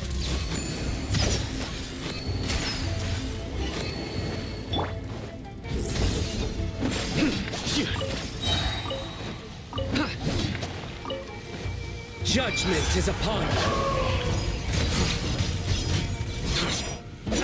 These devices should still be usable even though they're broken down. Let's take them back for the others to review. You stand condemned!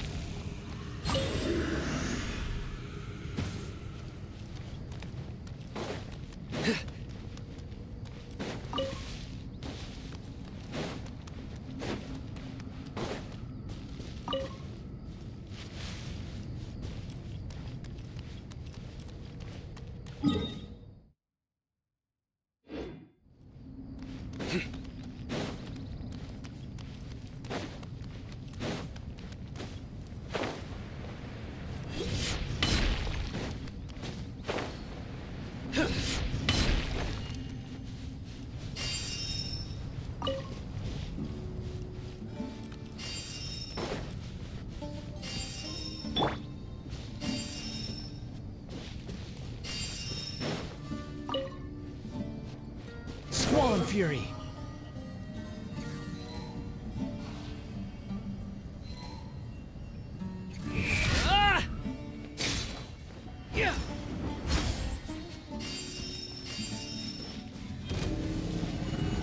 Behold!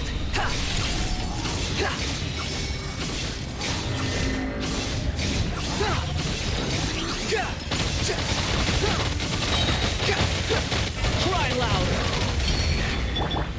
Nowhere to run!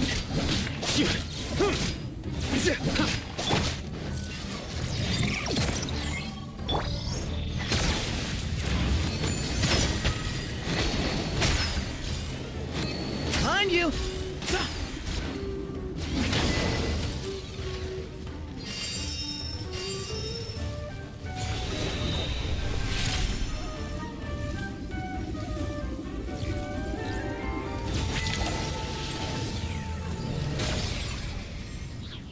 How many do we need again? Enough to make an Akasha terminal for everyone who doesn't own one. I remember you telling me how revolutionary these Akasha terminals were.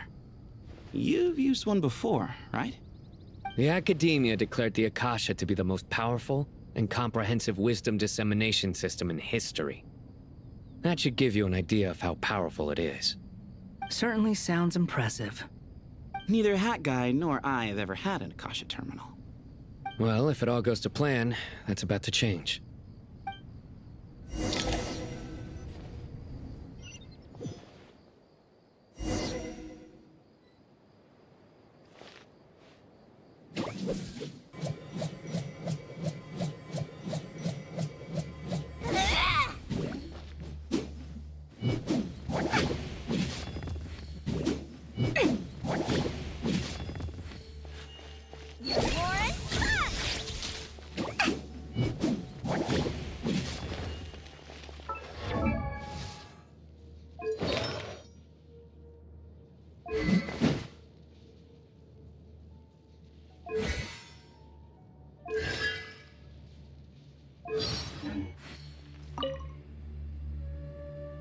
already. Thank you so much for handling the delivery. What a long way it was. You've really outdone yourselves. I'm well aware what a bumpy, dangerous journey it must have been. Now, I would have loved to oversee the process myself, but of course, those of us who know the plan can't leave the mausoleum. Oh, trust me, I'm patting myself on the back for my assembly work here. Simply flawless work. But will you really be needing all of this? According to our plan, yes, this is the quantity required. I have no complaints about the quality either. Only the price. So expensive. I heard you covered a lot of the funding out of your own pocket. Oh, that's an exaggeration. The academia provided most of the funds. I just offered a small token of my goodwill. Of course, the real tragedy is how little profit I'm making on this. You know, it's a serious crisis when you can't even make money out of it. It's really quite a beautiful design. And I'm intrigued by how such a diminutive device is able to output the power of the Light Realm. Did you attend the lecture on Light Realm energy, Madame Farzan? I don't believe I saw you there. Of course I attended. I was just a little late, so I had to listen to the whole thing from outside the back door. Ahem. Anyway, I have a perfectly good understanding of Light Realm, elemental and abyssal energy, as well as the relationship between the three. Good to know. Master told me in private that the conversion process between Light Realm energy and elemental energy involves highly classified knowledge that shouldn't be disseminated too widely. But even so, the scholars still shared said information. Well, you can't enforce a rule that everyone breaks. Is that the idea? At first, the Dendro Archon was reluctant to explain it in great depth for safety reasons. Later, she came to terms with it, and simply informed my master that we would all have to face the question of survival together. To protect someone from such dangers means keeping them in the dark, but for someone to know and embody the wisdom within, they must understand its very essence. It's an information hazard. We're exposed to danger just by knowing the facts, and just like bait, it lures us in by offering us the solution to our problems. But if you're not careful, you'll end up pursuing it down a dark path. A tricky problem. But today, this big problem has been broken down into many smaller, more trivial ones. What do you mean? Ah, I get it. For instance, you and I share secret knowledge, while she and I take on the risks of life, death, and fate. Something like that? Hey, what? That is not what I call a trivial problem. Well, as they often say in Vahumana, an event that is monumental to the individual is negligible in the grand scheme of history. Generally, the fate of the individual is an insignificant affair. Being from Amorta, where the subject of our research tends to be a lot more personal, I have to disagree. It's hard to dismiss the individual as insignificant. In other words, the big problem of survival has been broken down into many small, interconnected factors, and each one of us represents one of those factors. When the same secret is shared with a group of people, the same fate binds them together. Most people would find this unimaginable, but to us scholars, this is the path that has always beckoned to us. Sharing knowledge is a good way to fight against fate. I will always believe in that. All right, I think that's everything. Thanks a lot. But don't go anywhere just yet. I'll still be needing you to calibrate the equipment.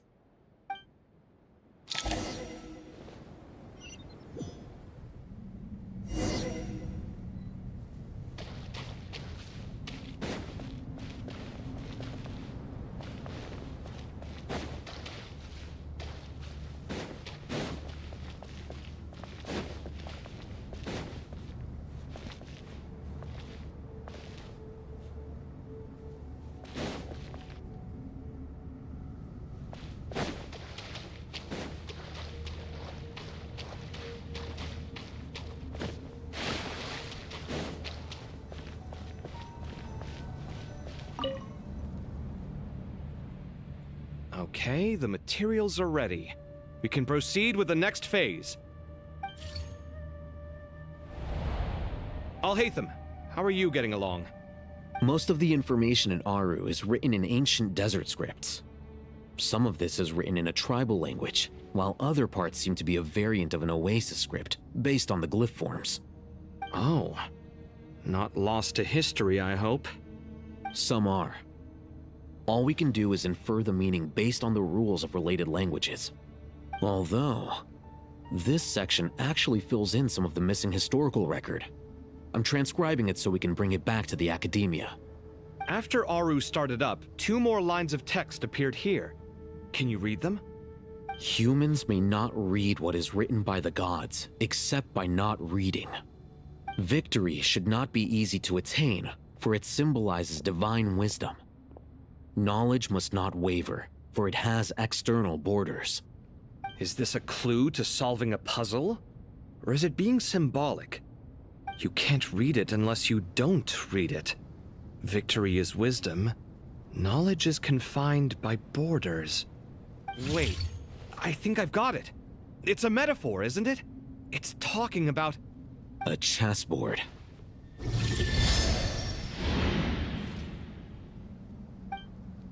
You were right. The youth of today are skilled at solving riddles. Have the secrets buried in the desert not been unearthed over the years all the same? Since Aru is a place reachable through wisdom, this day was bound to come sooner or later. Oh, I've always been against overly cryptic sentences. Don't you get tired of reading and writing all that? Ah, it's you 3. Just in time. We've been delving deep into Aru, and now this board has appeared. I've heard this was how you'd while away your free hours. You must be quite the experts by now in that case. It is true. King Deshret's chess games are some of the most well-loved of all his wonderful creations. If you have ever been to Safhe Shatranj, you may well be familiar with the chess pieces you see here. Is this chessboard supposed to be another visualization of the interior of Aru, then? Naturally. Visitors, everything is ready. Only by completing the challenge on the board in accordance with the rules will you be permitted to overwrite Aru.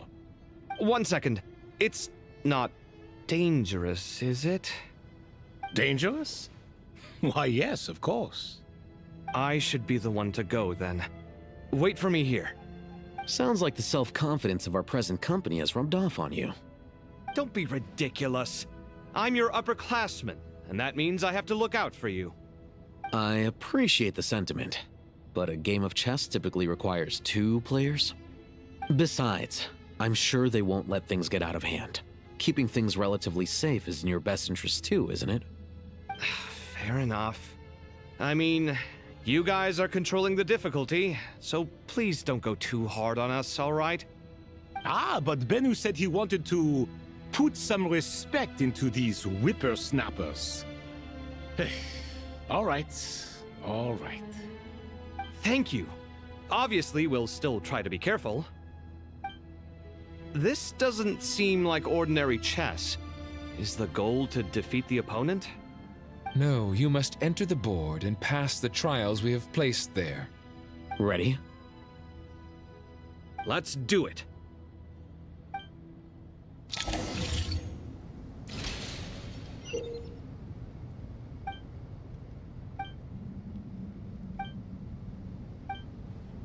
The first trial is posed by me. I don't think this is gonna stop us. Ah, but the key to this game lies in working together. Otherwise, you will be deemed to have broken the rules. Looks like it's up to me. Marak, can you open it? King Deshret's favorite primal construct. Living on in suitcase form, of all things. Amusing. Ho-ho! Excellent work.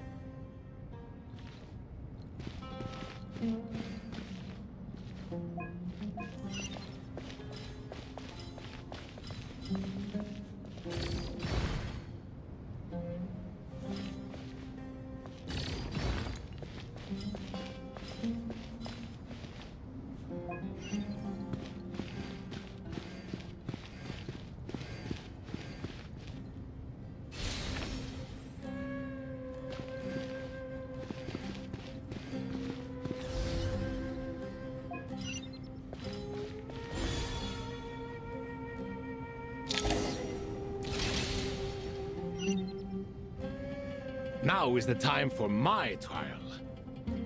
Now, don't be nervous. I'll make it nice and easy for you. Really? Thanks in advance. We appreciate it.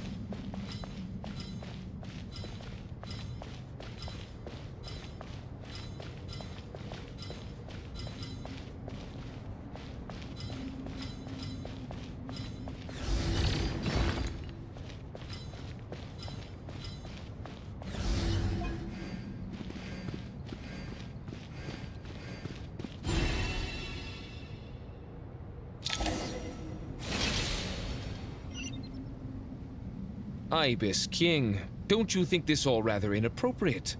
You may as well be handing them victory on a silver platter. Do not expect me to follow your lead. Ha! Suit yourself.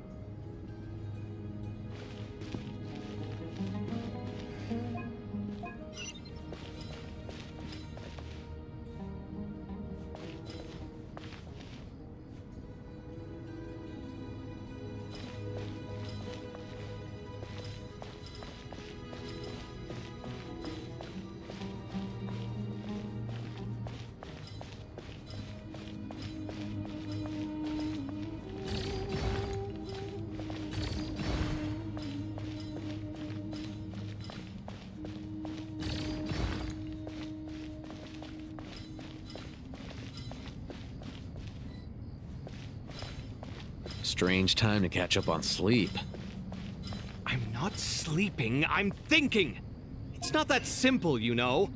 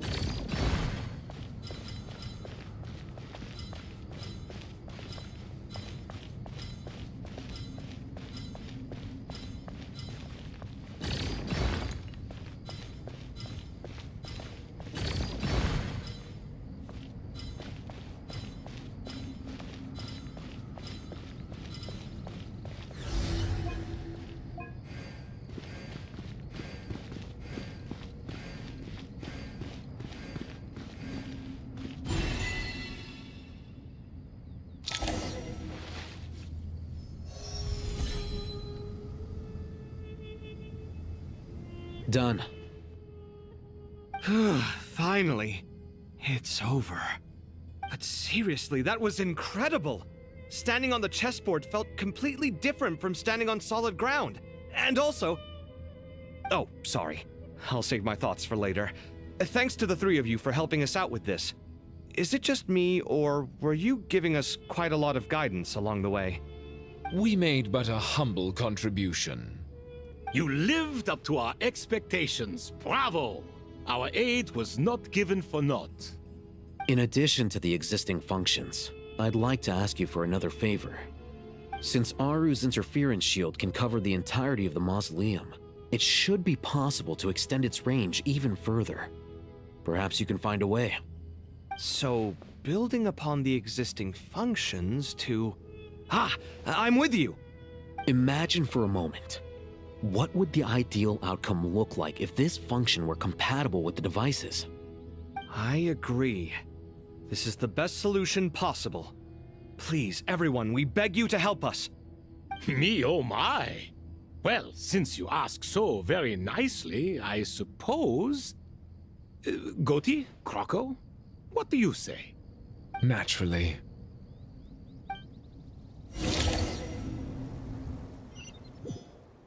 Time to go! Let's go find Nahida!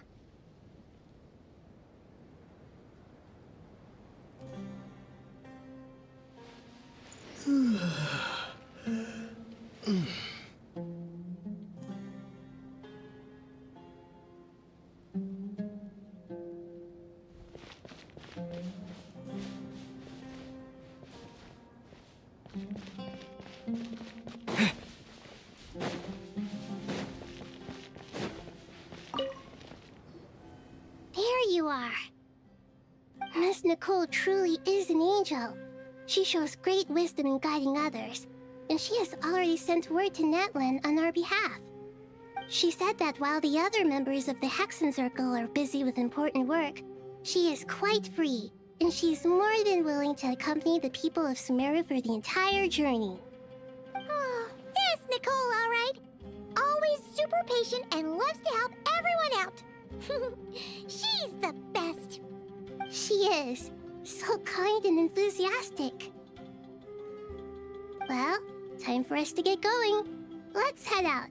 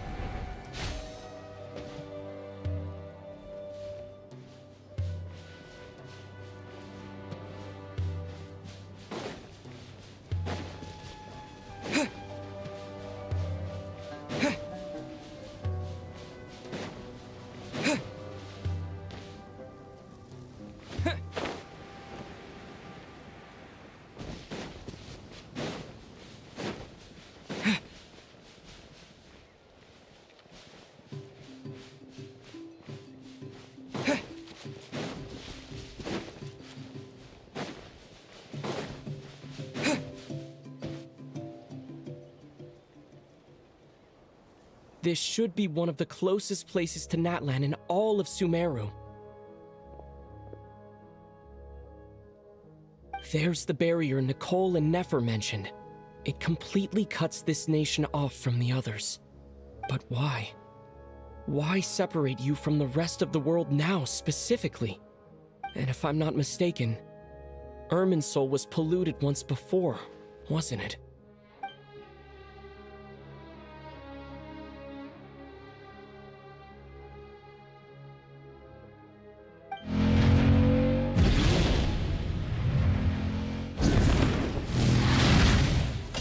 Good question.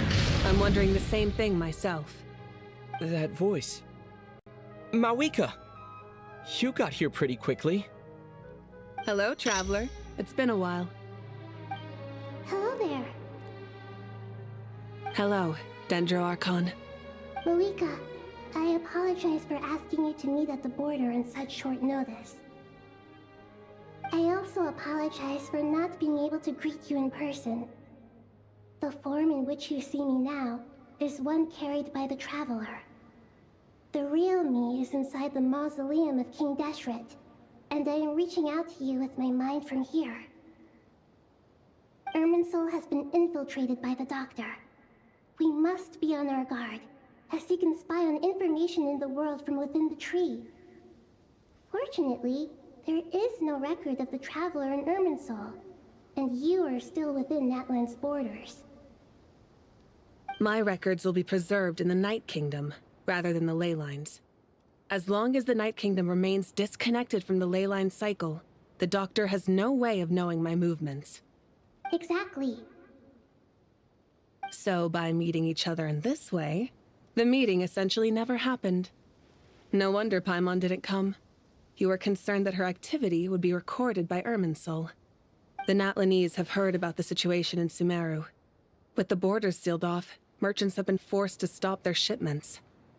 It's pretty serious, and you're the ones bearing the brunt of it. I'd like to address the question you raised at the beginning. I can offer a brief explanation, although it will sound rather cruel. I don't reach this conclusion gladly, but Irminsul predates the Heavenly Principles.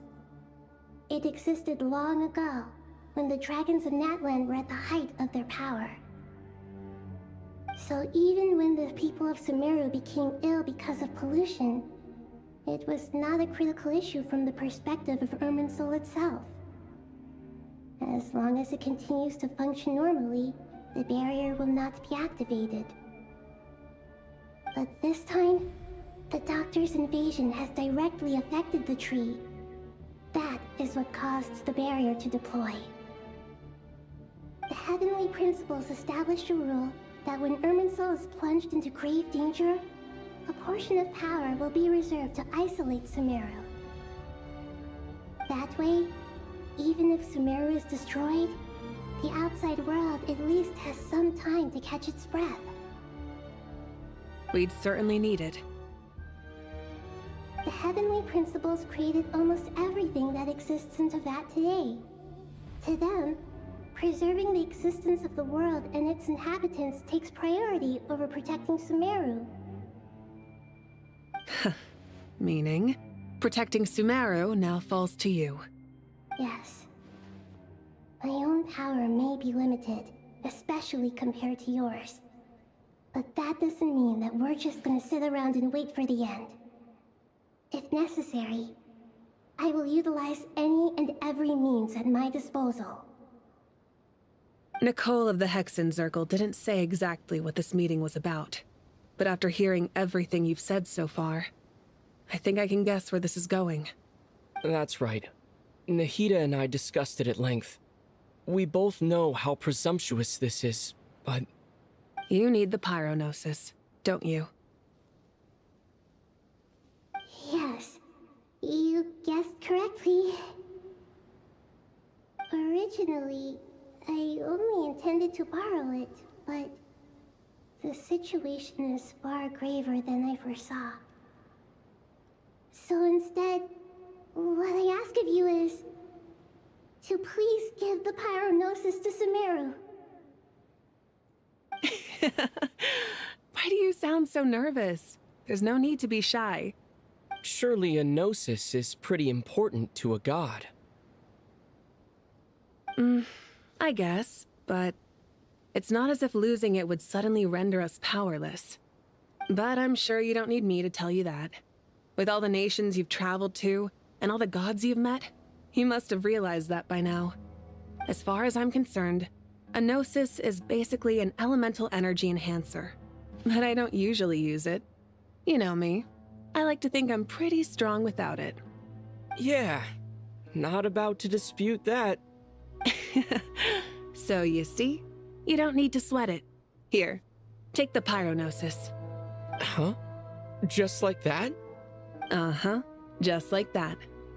To tell the truth, I've always toyed with the idea of giving it to someone who needs it more than I do. I know you accompanied Nahida here to try and increase the chance of success. It's a good thing you did, because your involvement is one of the main reasons you've managed to persuade me. Are you sure about this? Handing over your gnosis just because of me? I won't try to quantify it, but trust me. Handing over the gnosis to Tumaini is far from the craziest idea I could think of. Besides, even if you hadn't come here personally, I think I still would have agreed to Nahida's request. Irminsul doesn't just affect Sumeru.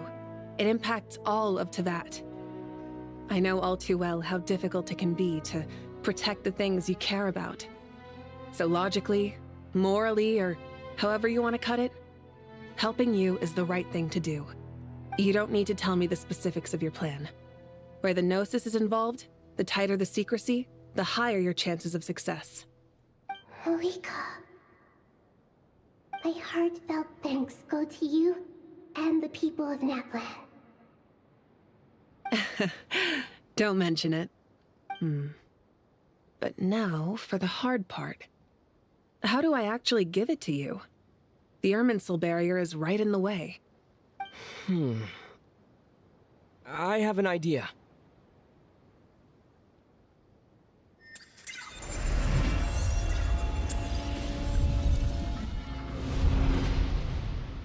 Just as I thought. Incredible. What did you do? Just made a lucky guess. This seems to happen quite a lot. Things that apply to everyone else don't seem to apply to me. I figured the same might be true here. Irminsul usually produces effects based on the records it holds. Since the Traveler is a Descender, Irminsul contains no records of him, and thus has no way to impede him. Is that right? You really are full of surprises. Catch. Whoa! Thank you, Mawika. Thank you for trusting us with something so important. All right. No need to get so formal. It's not like we're strangers. Besides, there's still one problem. You might be able to pass through the barrier, but I don't know about the Gnosis. Any other surprises for us, Traveler? Let me try something. I have the Pyronosis in my hand. It feels strangely ordinary. Not particularly heavy, and yet this tiny thing symbolizes the mighty authority of a god. I need to think hard about my memories of Pyro. My memories of journeying through Natlan. All those important experiences I've had. The Gnosis disappeared. Traveler, are you alright? I'm fine. The Pyronosis disappeared into my body. Just like phlogiston. Maybe it resonates with you because you've mastered the power of phlogiston. You might not be recorded in the ley lines, but you're still our Tumaini. Whew.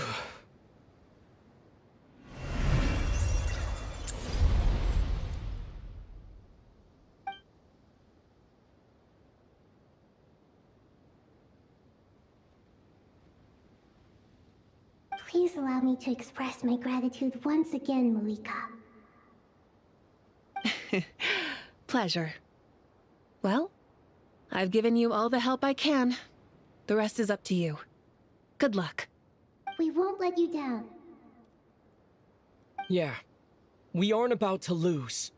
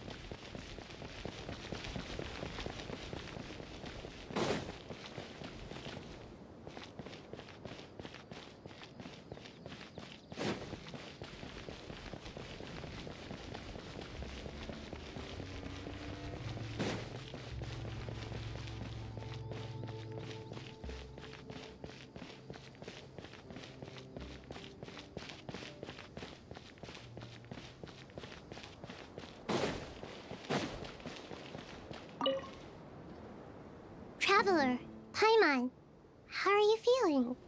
Paimon's a teensy bit nervous, but only a teeny tiny bit. Seems like she's gotten way braver over the last few years, huh? Of course. After all the adventures you've had with the Traveler, I'm sure you've gained a lot of experience and grown as a person. I'm doing all right. What about you, Nahida? How are you holding up? With the negative effects of Irminsul, I'm a bit like a piece of fruit that's been burrowed into by hungry insects and left to rot. I'd be lying if I said it was nothing. But please don't worry. We all know what we're getting into, and we've prepared as well as we can.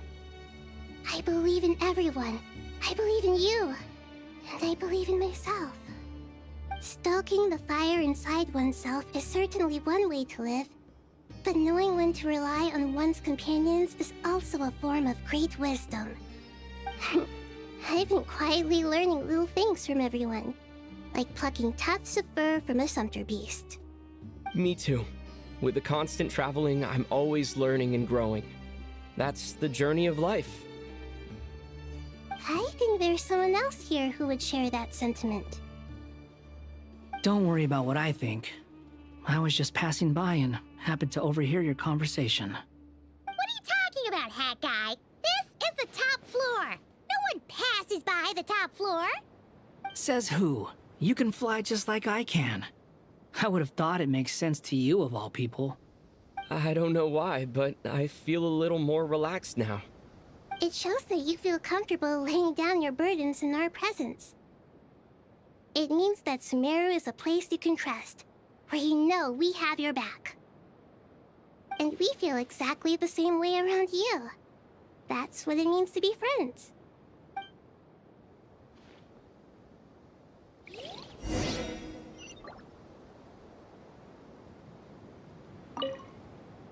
Feel free to mingle if you'd like some time to catch up with people. Just remember to get a good night's sleep when you're done. Tomorrow is a very important day.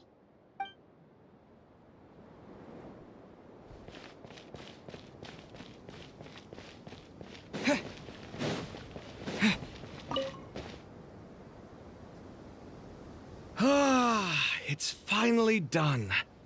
Ugh, but I have a nagging feeling that there's something I've forgotten. Oh, there you are. Everything wrapped up on your end?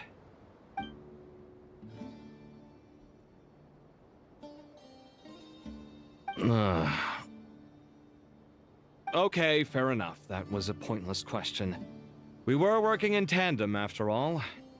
You must really be exhausted. Well, it's been a busy day for both of us. When work ends, you clock out. No looking back. Yeah, we're definitely due a break. Probably a little late to start drinking now, though. I'll stick with water. Here, this one's for you. Thanks. You want a bite to eat? I can grab us something. Or wait, I think there's a stove nearby. Let me take a look. Are you nervous? A little, yeah. Unlike you, it seems. How are you not feeling at all nervous? Because everything that happens next is beyond my individual control. I don't worry about things I cannot influence. What do you mean, cannot influence? You're the one who came up with half of the strategies we ended up using. There's only so much I can do. I was only doing my duty. Was it like this last time, too?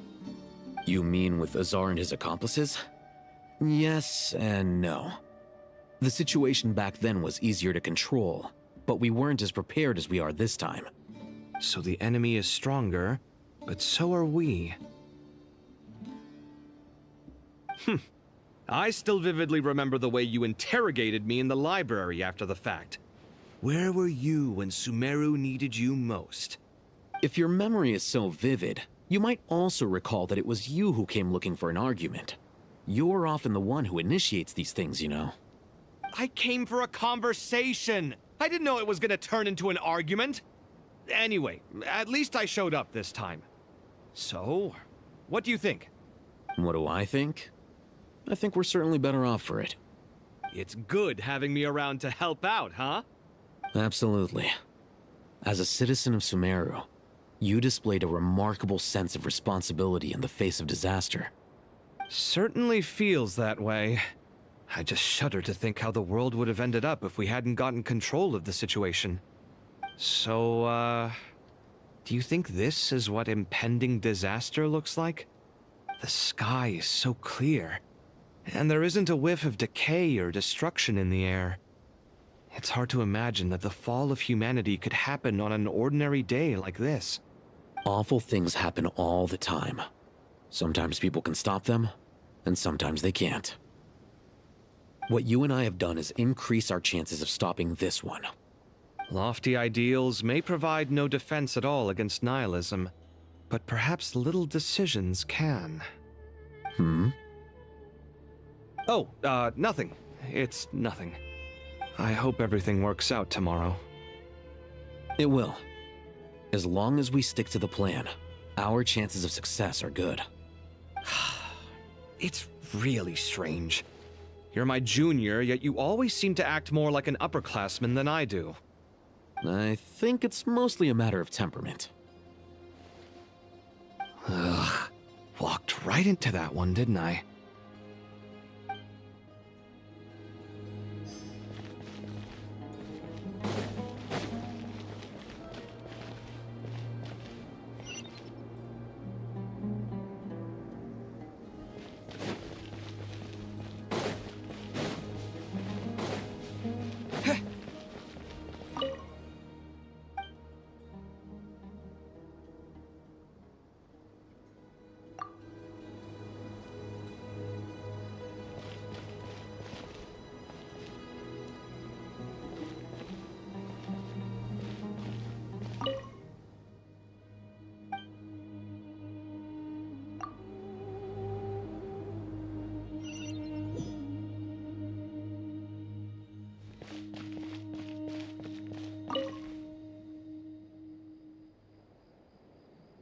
We'll make our move after sunrise tomorrow. Good. Is everything ready? As much as possible. That'll be enough. Don't let the pressure get to you. We'll take things one step at a time. That's how we've always done it. Master Tainari! Mr. Sino! So this is where you were. I brought some juice and some water. Would you like some? I know how easily you get dehydrated in the desert, so you should definitely have some water. In which case, I'll have the juice. I gotta ask, though. Who's on juice-making duty at a time like this? Madame Farr Farazan said she was feeling a little nervous, so I told her about the automatic juicer my friend invented. She took it right off me and started making carton after carton of juice. A juicer? Did Sucrose send that to you? Yeah, I hadn't had the chance to try it out before this incident occurred, but I couldn't bear to leave it behind in Gandharvaville. The juice is very sweet. I think so too. Kale, how are you feeling? Physically, I'm okay, but it just still feels strange to me. Why would a great power like this come to someone like me? I know the feeling well.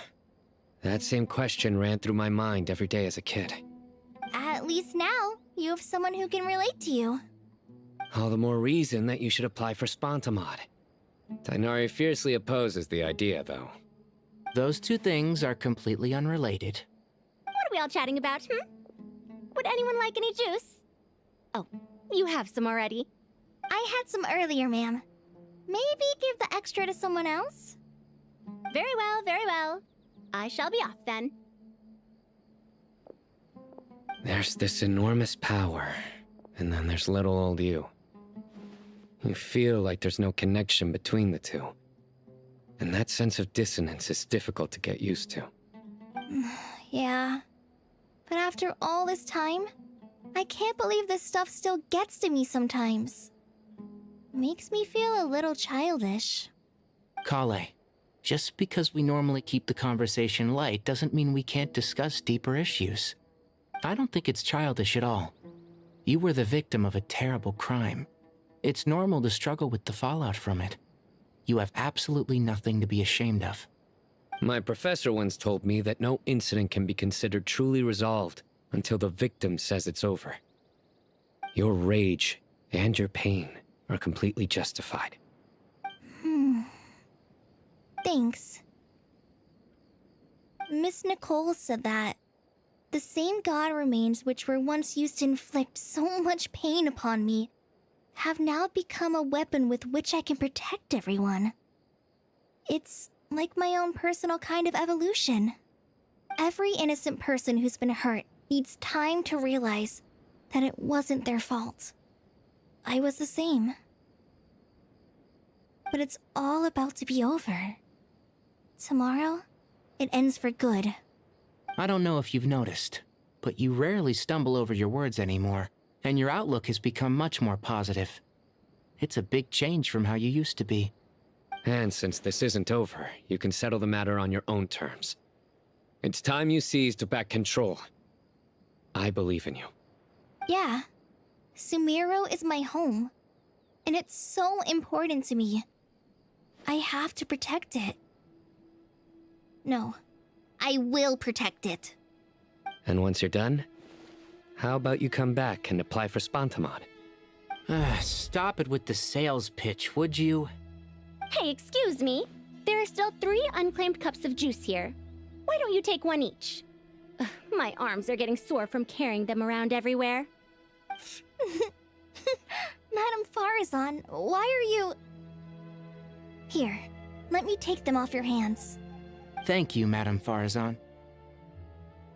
Drink up and enjoy my handiwork. I think I'm going to make something else now instead. Please, try to relax, Madame Farazan. Your nerves are starting to get the better of you.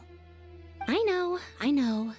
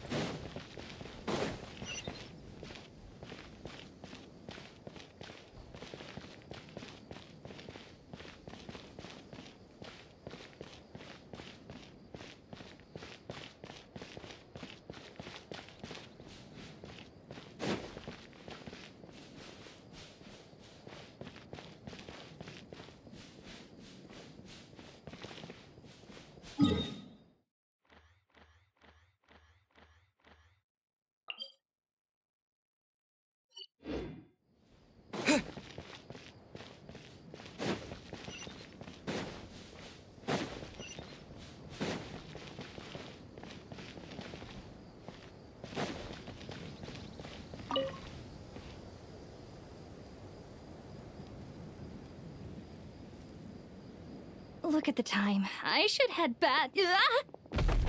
I'm so sorry. I was in a hurry and didn't look where I was going. Are you all right? I'm fine.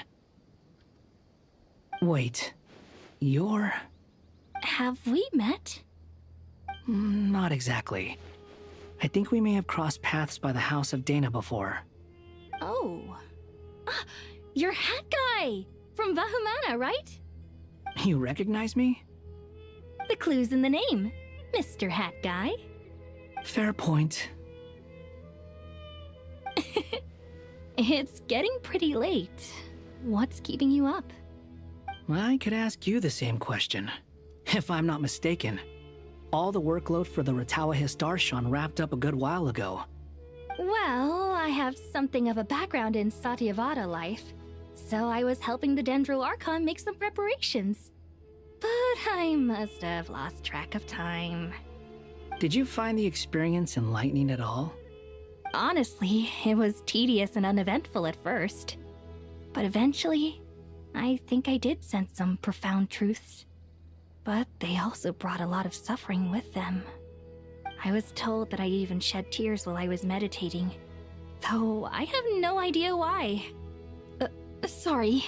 I hope I'm not scaring you. Not at all. It just proves you're very accomplished in your research. Good night. I wish you all the best for tomorrow. Thank you, sir. You too.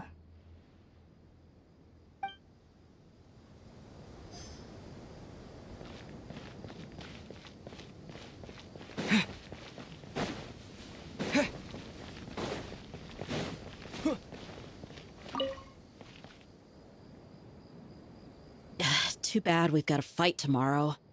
I could really do with a stiff drink. Let us pray instead. Prayer. How nostalgic. Lord Sangama Bay. Came to get some fresh air too, did ya? That's right. Actually, I was hoping I might run into you, Dia. I wanted to let you know that I've stocked up on that perfume you said you were so fond of. No, really? I'll take 2. Any chance of a friends and family discount? I knew you'd ask that. And I'm afraid to say that... Surprise! It's free of charge. That's very generous of you, Lord Sangama Bay. Does this mean you've made a fortune in Notcry? Nope. Turns out it's not that easy to turn a profit there. I even ran some assorted losses. But anyway, that has nothing to do with why I wanted to give you and Dia a small gift. Remember that merchant caravan you two rescued in the desert last month? That was transporting my goods! No way! I had no idea that was your shipment. Explains the, eclectic mix of goods, though. Lord Sangama Bay's investment in the desert and generous stockpiling of goods has helped many people over the years. The shelters you funded especially have made life a little easier for the children and the elderly. Wait, how did you know about that? Oh, I see. Nefer told you, didn't she? That pesky lady. Aren't intel brokers at least supposed to charge for divulging people's secrets? She and Candace go way back. It's normal for close friends to share things you wouldn't tell to everyone else. Sure, but why did they have to be things about me? That's how Nefer shows that she cares. She wishes for all of us to know what a generous person you truly are. It must be hard trying to make a living far away from home. Just because we can tell what kind of person you are doesn't mean everyone else can. Well, maybe her intentions were partly good, but I don't think that's the full story. I'm sure she enjoyed knowing how much it would annoy me. I'm telling you, Nefer's got a mean streak. Definitely with you on that. Does praying help you stay calm? Defending one's home is a just cause. My heart is filled with a mix of anger and hope. Anger.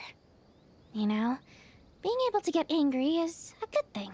It shows that you're in touch with the real world, and that you have the passion to pursue something you believe in.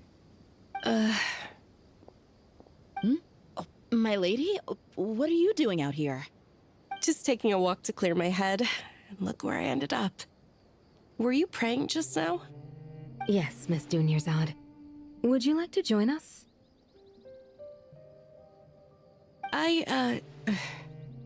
Come on, it's fine. She won't mind who you pray to. Oh, then sure. I remember you, Miss Dunyarzad. You visited my shop before. If I recall correctly, the god you worship is the Dendro Archon, correct? That's right. She is such a gentle and kind god. But to me, she's more than just a god I worship. I see her more as a friend. And so do many others. She's not some almighty god who reigns on high, but a genuine friend. Agreed. She's a wise teacher and a good friend.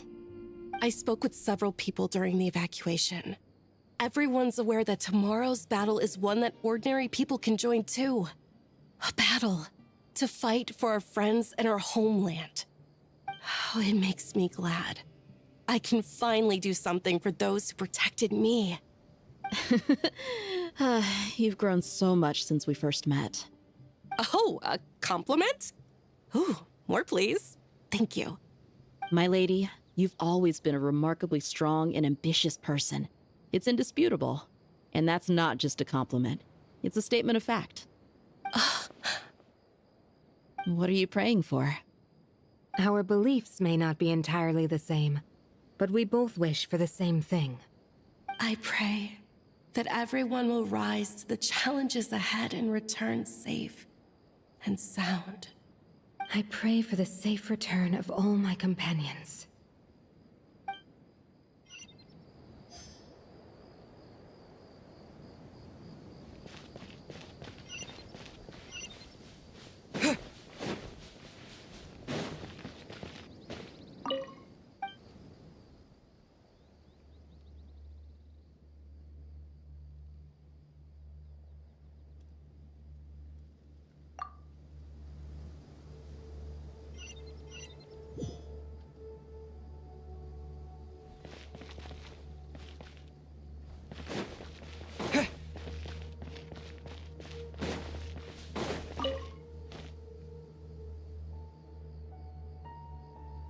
Something on your mind, Miss Nefer? Nothing in particular. It's just... right now, the future feels strange and unfamiliar. But the future has not yet arrived. How can you say how it feels? Some people know that there's an impending disaster. Others remain blissfully unaware. Each group is imagining an entirely different future while walking towards the same one. But when they get there, they'll still find they feel differently about it. People are shaped by their circumstances. Different circumstances create people with different perspectives. I've always found the perspective of the Vahumana Darshan to be a particularly incisive one. Even at the height of the crisis in Nodcry, people held diverging opinions. But things are different this time. Indeed. Regardless of faith, gender, wealth, skin color, or eye color, everyone in Sumeru knows what will happen tomorrow. The world has never been an especially fair place. Yet now, against all odds, a moment of unprecedented unity and equality is about to take place. It's fascinating. If only my father could have lived to see this era. Era. To me, that term represents a much greater span of time. It can be an unsettling word. I would even say I'm afraid of it. Do angels even feel fear? Yes, at least I do. I fear the gap that grows wider with each passing day, and the never-ending flow of time.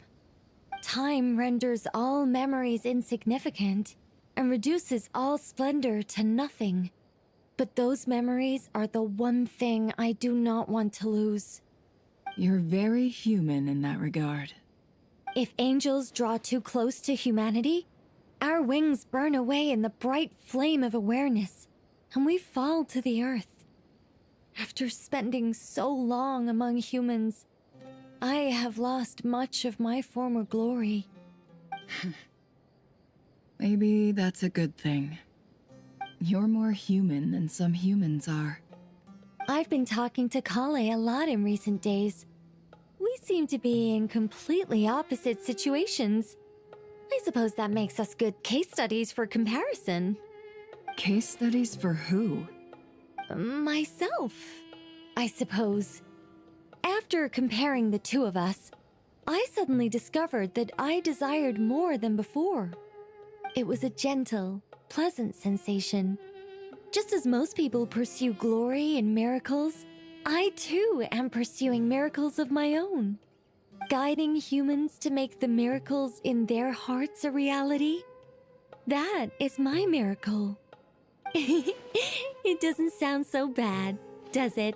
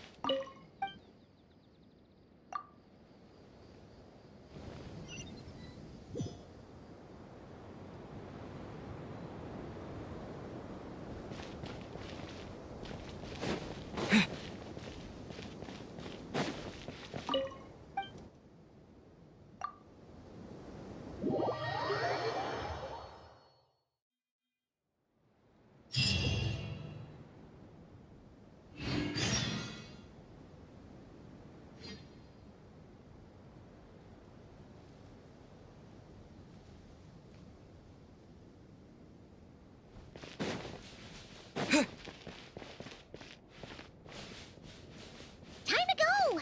Let's meet the others at the mausoleum of King Deshret.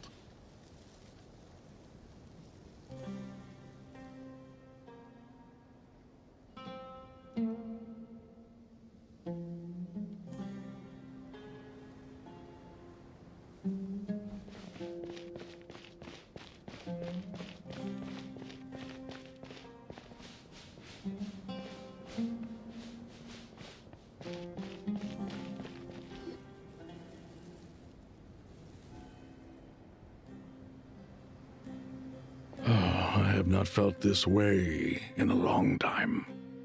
Standing up high, gazing out at the rolling dunes. One cannot know what freedom truly means without first losing it. The golden slumber truly lives up to its name as a dreamland. Though desert sands exist there too, no mirage, no matter how glorious, can compare to true beauty. Dendro Archon, what is on your mind? I was wondering whose counsel I should seek on the questions in my heart. What kind of questions? So many. More than can be put into words. As I once said to a friend, we look, we see, and we comprehend. But the question still troubles us. What are the many disasters that this world faces, but the sum of all irresolvable questions? The biggest question you should be asking is how to seize victory. Yes. Although, I would express it differently. I must not fail. And so the question I am most curious about now is whether the path to victory will be an arduous one. What we declare to be a young sapling, we may, in fact, find to be a towering tree. If we would only cast aside our ignorance and look beyond the veil of time to see her true form. Nahida! We're here! Just in time. The preparations are almost complete. Ready when you are. We're here too. Miss Nicole! Miss Nicole! You run so fast! I thought I'd get a lot of exercise as a forest ranger, but I can barely keep up with you. Sorry, I got a little carried away. Lesser Lord Kusanali, the equipment is ready, and the modifications to Aru are all complete. As discussed during our meeting. Accessing Irminsul via the Akasha is no longer feasible at this stage. There are other options, it's just... they're a little more extreme, and more technologically demanding to implement. Maybe you should take it from here. The architecture and functionality of the Akasha terminals overlap considerably with Aru. There is reasonable evidence to suggest that one was developed based on the other, or that they both utilize technology of the same origin. As long as the transplant and merge operation succeeds, Aru should theoretically work on a scale greater than the Akasha and approximately equal to Irminsul. It will become the largest active computing device in all of Teyvat. A system this powerful is capable of a lot of different things. In the past, the Akasha was primarily used for one-way information transmission, but I suspect it could also serve as a central bridging hub. In the pursuit of greater knowledge, some scholars have attempted to connect their consciousness to Irminsul through the use of terminals, incense, and meditation. Correct. In academic language, scholars who reach that stage are said to have entered Satyavada life. Hypatia has performed this practice many times in the past, and she was once under my care for a period of time. Right. And this at least proves that there is a zone within Irminsul that can be connected to. That's right. Providing wisdom to the people is one of the very reasons for Irminsul's existence. I think